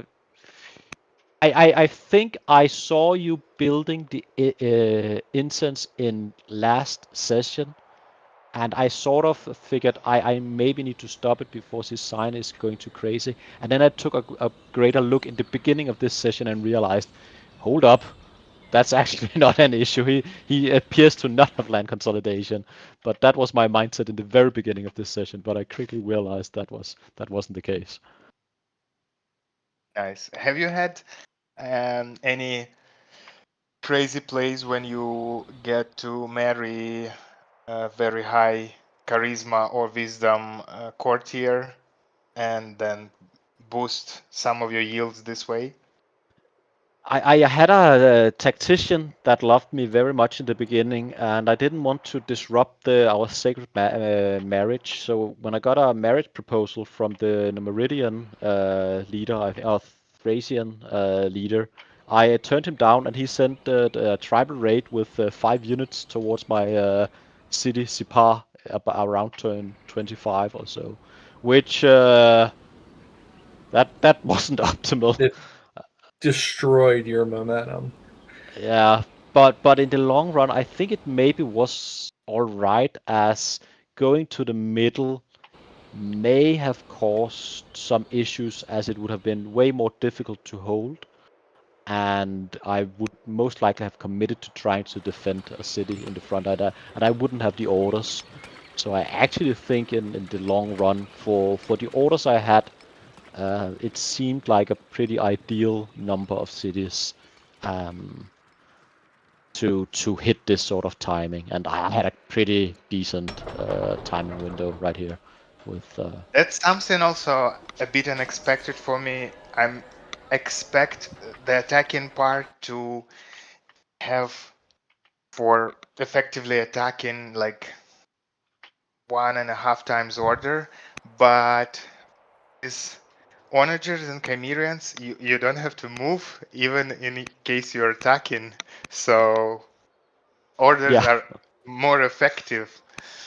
Yeah, it was very interesting because like kinda you don't need front line in case your strongest unit is an archer in heals, so works Yeah. fine. I didn't know you had that many axemen. Yeah. I maybe should have decided to go for getting a few chariots or something earlier. I I didn't know exactly. I saw some axemen, but I didn't know you had like 20 of them. But yeah, I stupidly lost my scout on the olives. It looked like trees to me. I thought I was hidden. Clearly, I wasn't. That was dumb. Um, yeah, And I had some mistakes here and there, and also my last leader schemer. I didn't realize the judge and the schemer wouldn't get along. Or yeah, I forgot about it when I picked the archetype, and I should definitely have gone with the zealot. I needed training by the end. I had no training at all. The zealot would have been 10 times better. That was clearly a mistake. I have a Can you? question for. Go ahead. Yeah, I just wanted to ask. So there are those characters preferences for families, right? And it's like, for example, Judge X5, Commander X10, and Schemer X5. Does it mean that, for example, Tactician, which is not included, is like 10 times less frequent than Schemer, that is X10, or how it works? I think Do you know? it's like all the different characters. If you don't have a family, it's like equal times 1, so that's 10% chance per each. But then you take the ones that are more likely, so times 5 or times 10, and they increase both the total and their chance. So the new total becomes like 27 or something. So it's like one chance in 27 to get the other characters, but I'm not sure exactly if that's right. That's how I understand it. Okay. I just was curious to calculate what's the chance to get 2 commanders when they are not included in those preferences for families. Yeah. I think More that questions. I've read somewhere that it's like that. I don't know the exact mechanics. For a lot of stuff, I don't know exactly how it works, but I know kind of how it works, and that's good enough to make the right decision. As most of the time, it's not a hard rule. It's more, yeah. For instance, with the leaders, it's not every time you get a builder with landowners. It's only quite often you get a builder. So, but But yeah, you kind of try to play that you won't get commander from non-military family. Can you repeat the question, Magnus? Because Yeah. you wanted to ask something. Yeah. I was wondering if at any point you were considering leaving Madurai, like just backing off from it, letting Boldus take it, consolidating your forces, and upgrading into Maceman. Did you think that was an option for you, or were you set on holding that territory, or did you see that like, okay, this game is like it's over, we're just gonna go ahead and duke it out for fun in the middle? Uh, when I've understood that I should probably not fight, it was when I've understood that I do orders in lack of two orders to do what I wanted, and at that point I've already engaged, and yeah, it was that like now I'm throwing good money after bad money, and after that I've understood that probably that there is no chance for me to win, but even if I will back off, there is still no chance for me to win after that point, so I back off. All right. But I looking should at probably abandon Madurai like after one turn of engagements when we still traded like 3 to 4 units, something like that. I'm not sure. It was just that uh, in case I'm backing off, then Boldus archers just take those forests and just pound everything. I can do even less than I could do before. Hmm. well, it was a Well, really nice game. I don't know if you have any more questions, Magnus. no, no. No, it was great to watch and great to commentate with you, Aaron. I appreciate you, Boldus and Vova7let, for coming together and duking this out. It was a great watch. Yeah. And cheers to the both of you for casting. That's very nice of you. I'm gonna look at the cast basically right away. Looking Me forward to too. it. Me too. I hope you enjoy I it. hope you get a kick out of the tribal invasion. We were Yeah, we were having a laugh. yeah, Were there um, tribal invasion for you, Boldus? yeah. But around turn 25 or so, I offended Numeridian, and he sent the 5 units in my direction. So Yeah, it was like a 6 strength unit, wasn't it? Yeah. it was one, and then 4 3 strength unit. But I had a tactician, and I got it stunned in the Yeah. marsh, so it worked out Ooh, decent. If you why? chose any other leader, that may have Yep. looked a little bit different for you. And also a minor comment. All the time I hear Numeridian, I'm thinking about something from Lord of the Rings and Oh dragons. right, yeah, Because they're Numidians, right? right. Numeridian is something like elves, no? I guess so. I'm certainly not pronouncing it the right way. So, anyways, It all the amazing time game. I like it. Yeah, Yeah, thanks for playing and thanks for casting. Yeah. yeah, Good luck further, and see you next time. yeah. See you, Yep. everybody. Take care, y'all. Bye bye. Good one. Bye.